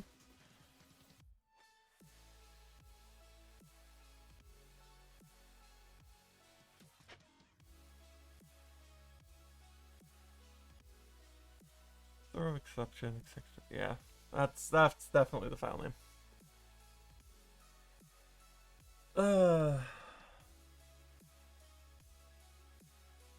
Why can't companies just give us the source code? Why do we have to reverse engineer this stuff? Someone needs to harass the Silicon Integration Initiative, or SI2, and thwack them about so they give me the open access source code. Or at least publish, like, a fucking file format standard. Don't give me the source code, just give me the layout of the file format. I'll write the code myself. God damn. I am terribly grumpy about this, I apologize.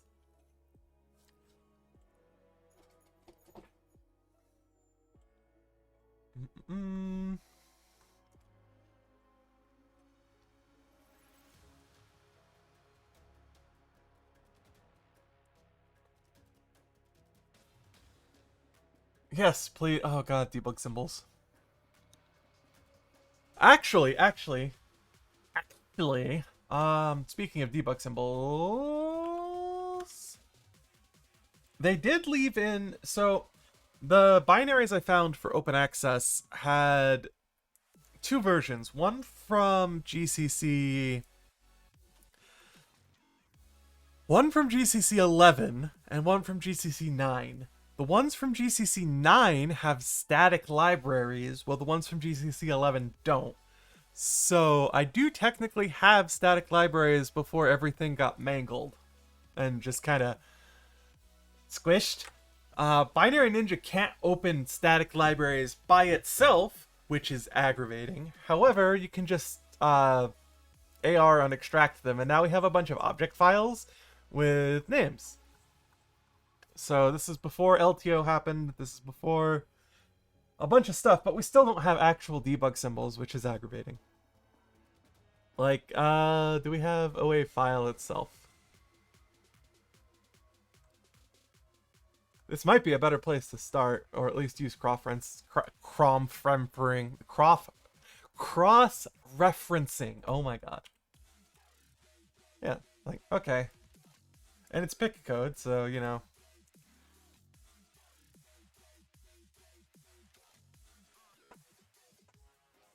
Okay, so we have fs component, fs file, openchar. Yeah, and the offsets are slightly different, it looks like.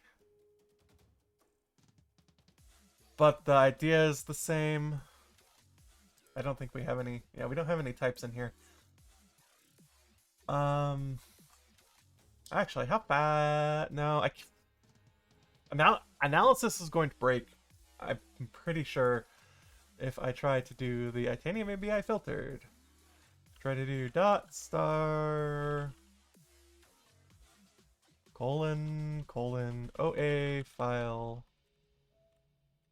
colon dot star. Yeah. Oh, that actually worked. A treat. That was brilliant. That worked a lot better than I thought it would, and I guess because it's a small-ish library. I'm pretty sure maybe the stack cookies will also clean up nice? No, stack cookies do not clean up nice.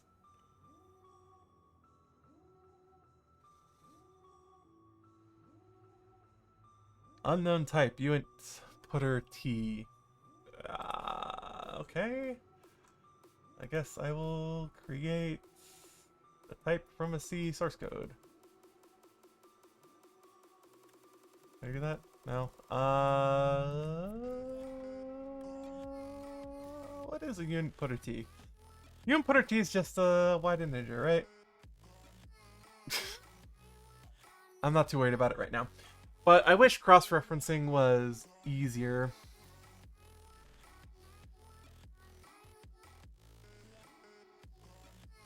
The object files are nice, but they're limited because the analysis plugins don't like to work on PIC non-linked source code. So we're stuck with the full fat binaries, which are chonky motherfuckers.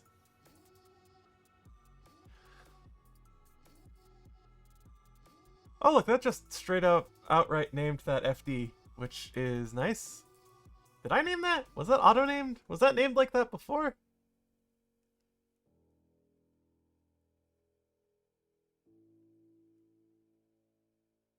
I don't know.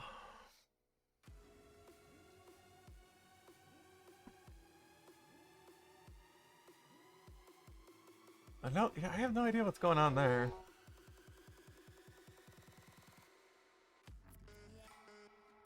Oh, maybe that cascaded back because that's a close.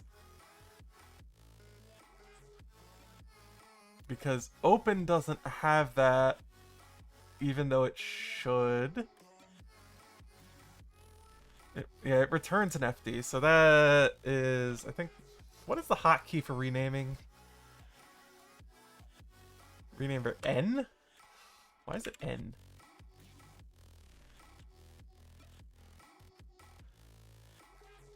Okay, have a good sleep. Or at least try to have a good sleep.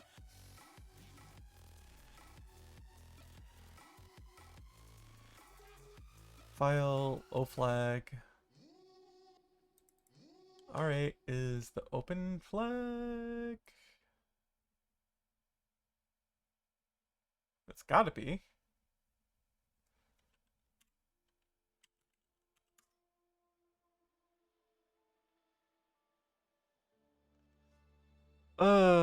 Yeah, so this is reverse engineering. We're just kind of looking at it, pulling it apart.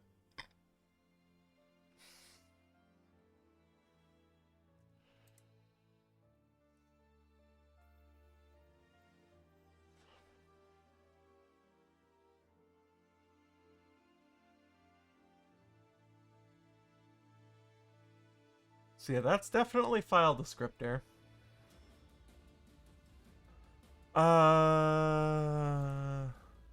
That's -1.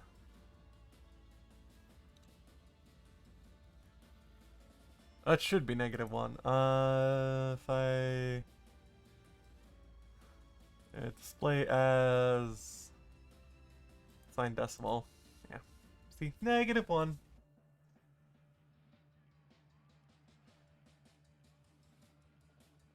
That means if it didn't open, then we just bounce out. And then we check the stack guard. So opening is fairly straightforward. Closing again is fairly straightforward. Display as. For some reason we throw if we couldn't close the file. Yeah, I'm sure I could have typed F'd it. It just wasn't worth it right there at that moment.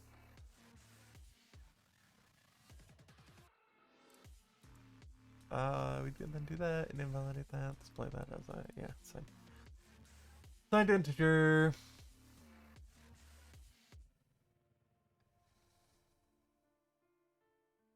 I really wish analysis would, you know, this API analysis would finish so I could just do that. I don't even remember what API analysis I was doing. I'm going to close that and we will open that again. Because that's, again, one of the things I need to unfuck.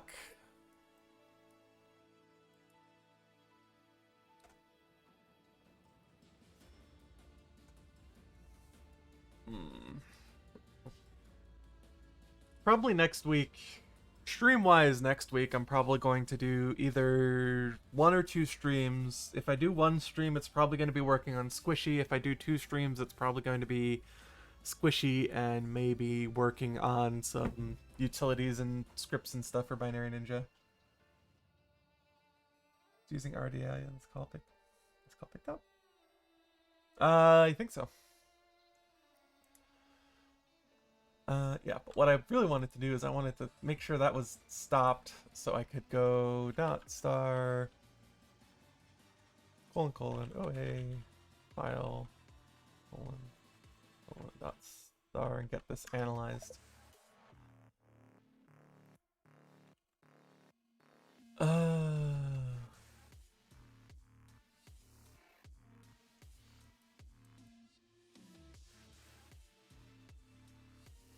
Yeah, this is broken in some weird way.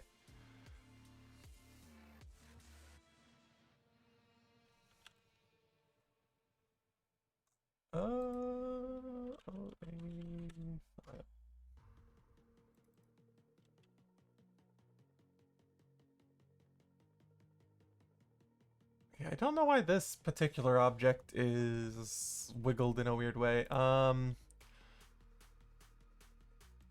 Type is technically... Hello, I would like to change the type. Yes, you are not a void. You are a pointer to open access for a file. Technically, why are you grumpy?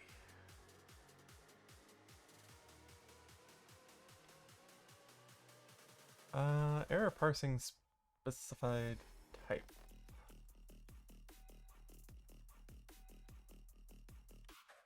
Why is it angry?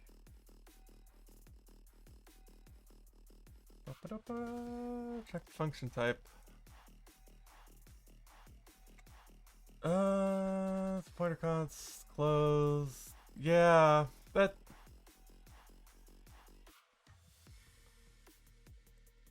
I definitely know for a fact that this is the OA file base, though.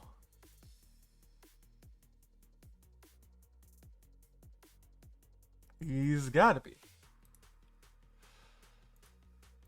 He's gotta be.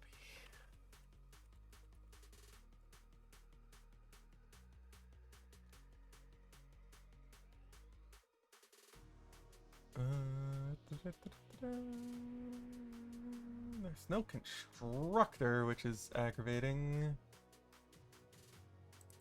There's a destructor. OA file.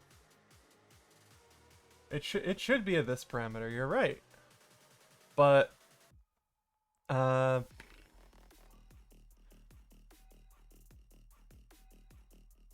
ABI does seem wrong indeed. I'm going to assume OpenChar. Like, what I can do is if I open the static library for this again.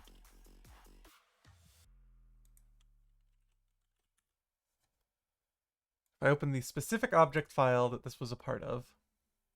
Yeah, the ABI for this type is just wrong, right? So if I go plugins ABI filtered, and if I go dot star colon OA file colon dot star, get that. Yeah, so that should be the types for these. So I'm going to pop that out and we're going to do some wiggling on these.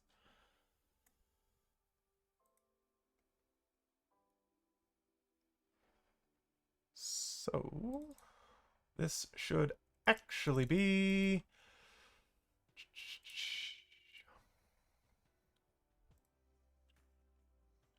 yep.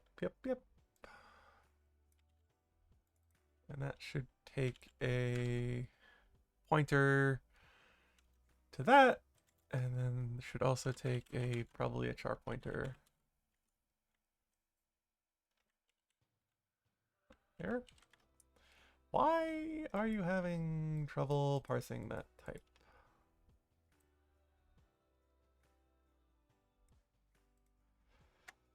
It is extremely aggravated about this one specific type. I'm going to copy that down so I have it. Okay, bye-bye. Thanks for stopping by, Freya. Alright, I'm going to undefine that type. Yeah, I'm going to undefine that type. I'm going to save. I'm then going to go trying to reanalyze that one specific type from the ABI. File.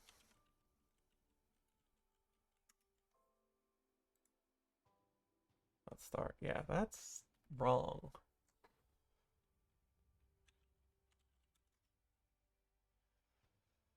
That's wrong. That's wrong. Why is that wrong?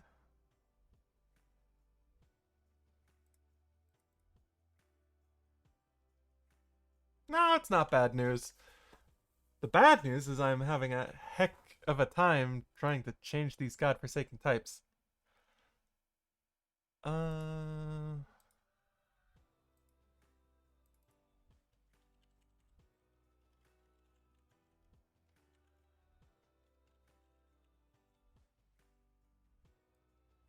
It's pointer to a pointer.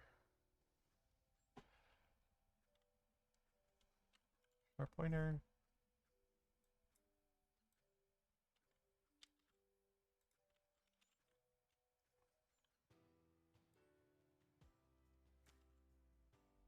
I hate object-oriented code so much.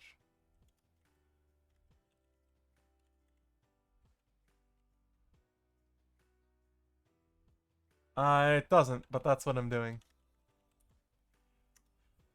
Error parsing specified type. Why are you being such a little bitch about this? What is the error? That type looks fine to me.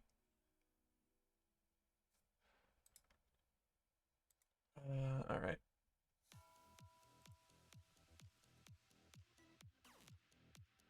No? Alright, I'm going to change this type. Wait, no, that's... Is that right? Is that not right? I think that's right.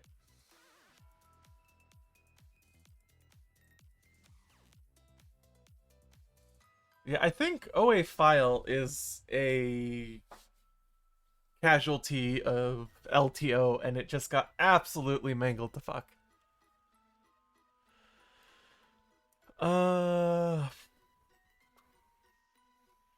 Because if I try to go and change this type,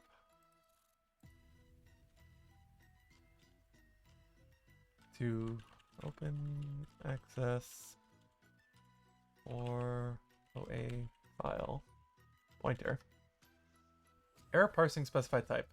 It should not have an error parsing that specified type. That should be fine. Hi, hi. Why is that bitching at me?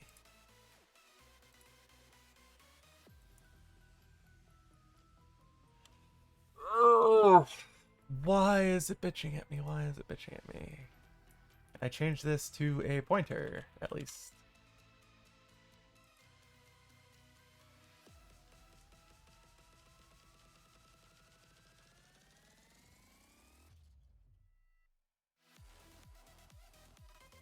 Oh, pointer.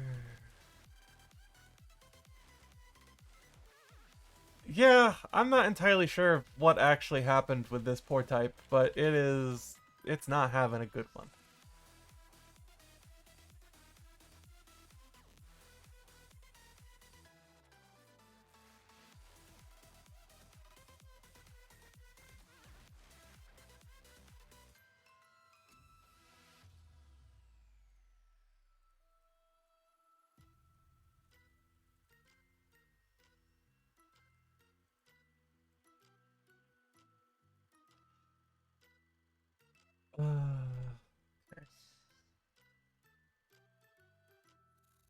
It does not. It does not show the reason anywhere.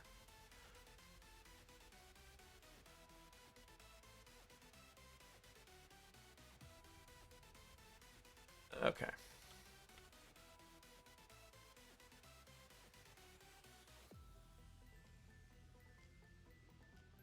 That shouldn't be the case. But I could always try that, yeah.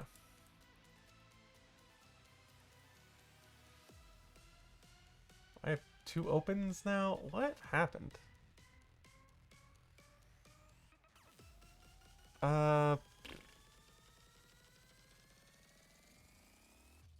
Undefine current function. Alright, let's do this.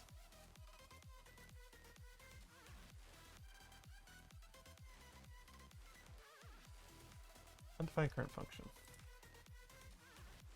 This is a bit of a nuclear option, but I'm undefining those and then going to trigger reanalysis.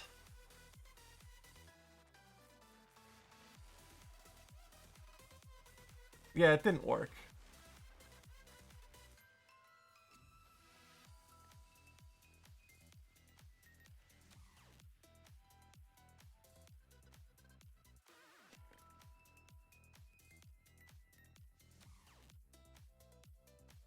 Undefined symbol.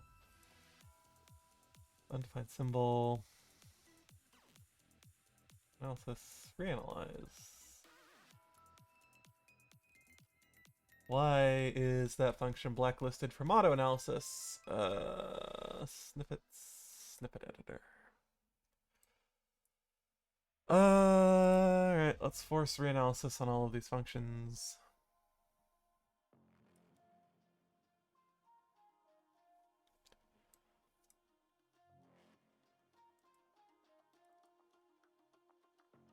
That function shouldn't be blacklisted.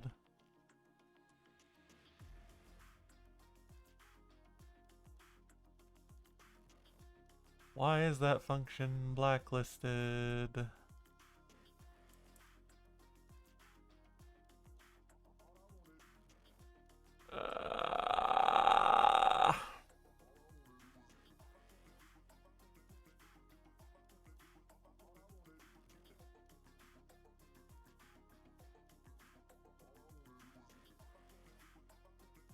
Reanalyze.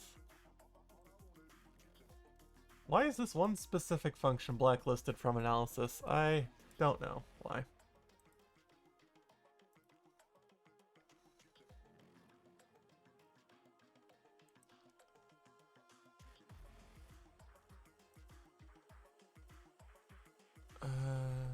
Change the type. Char pointer. It's just getting worse. Just getting worse. Oh my god.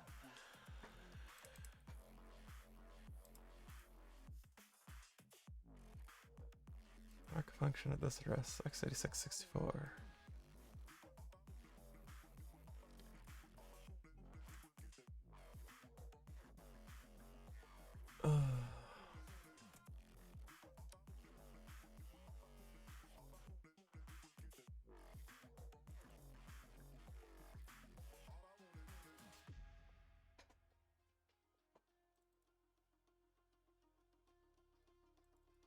Open, open, open. Okay.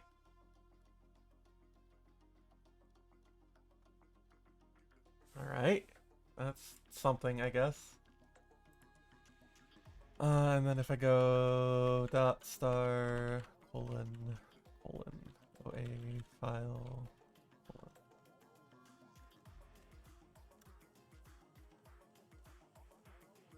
Okay, I think that unfucked it somehow. I don't know what happened.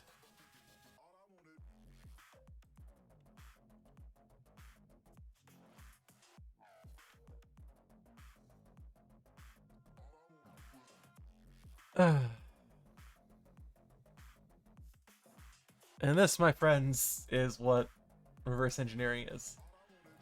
Just bitching and moaning until things happen. Okay, bye-bye. And then I want to stack guards, clean for function.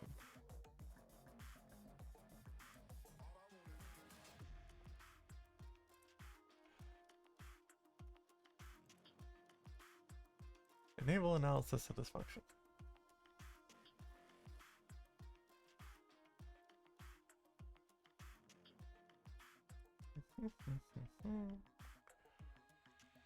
Why is analysis still failing?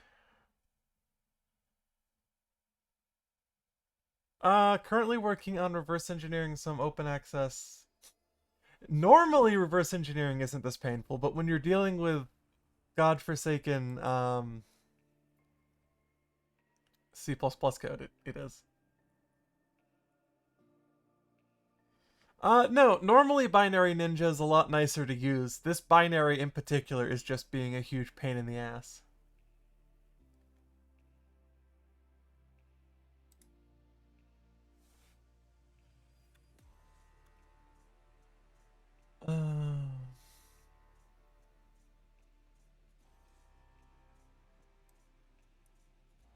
Yeah, okay. I might need to trash all of the analysis done on base so far and redo it. Which is not ideal, but that's probably what's going to have to happen. Alright, well, let's close lib base. Let's try again. I'm pretty sure I fucked that up royally.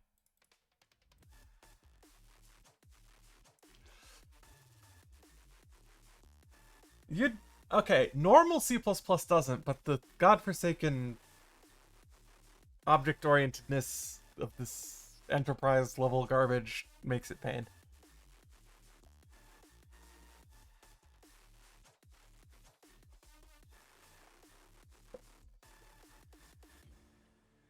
I mean, I'm not saying Binary Ninja's perfect, but it's a better tool for the job than what's out there at the moment.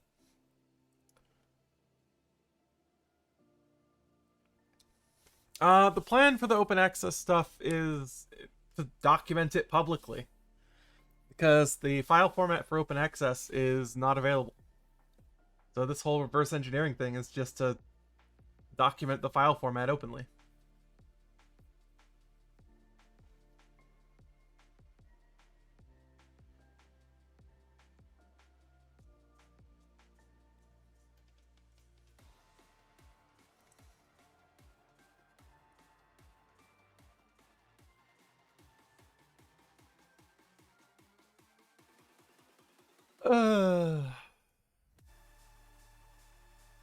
Okay.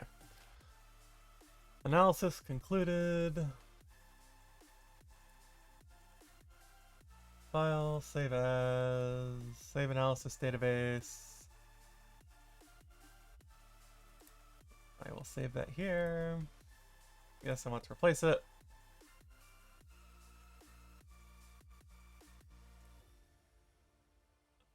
That was painful, but it had to be done. Alright, let's clear all the stack, clean up all the stack cookies now.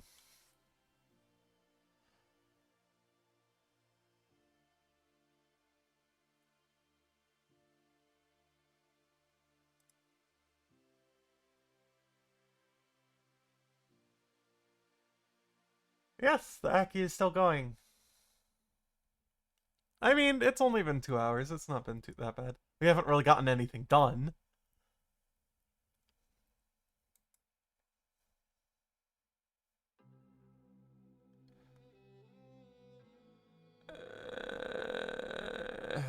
But I might wrap up here pretty soon anyway, because Annie is being a needy baby again.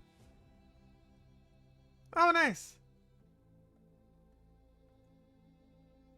Stretch? Okay, fine. I will stretch. Oh, crap. That was my back. Oh, that was my neck. There we go.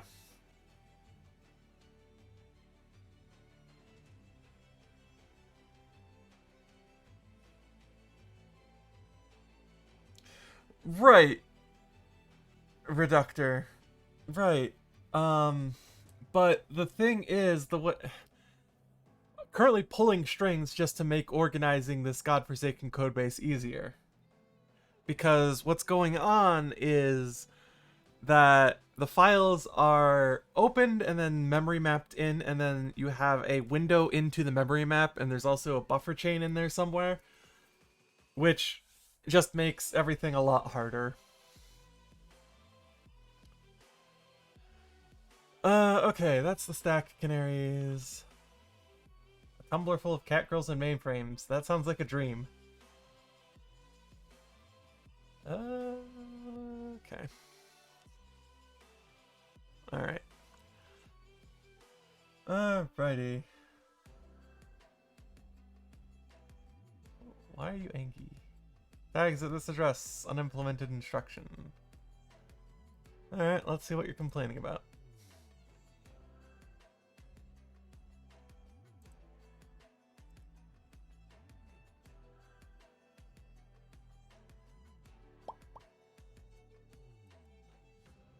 Unimplemented instruction.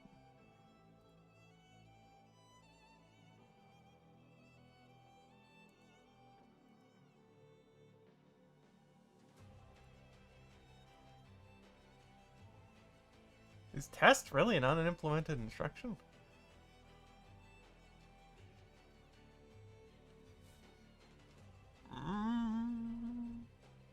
That don't seem right.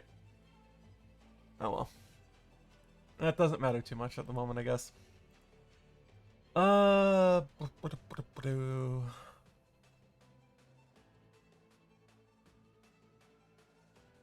It's not M-mapped to a static address that I know of. And also, it's more complicated than that because it passes references to the mapping window and the window locations around. It's a terribly written code.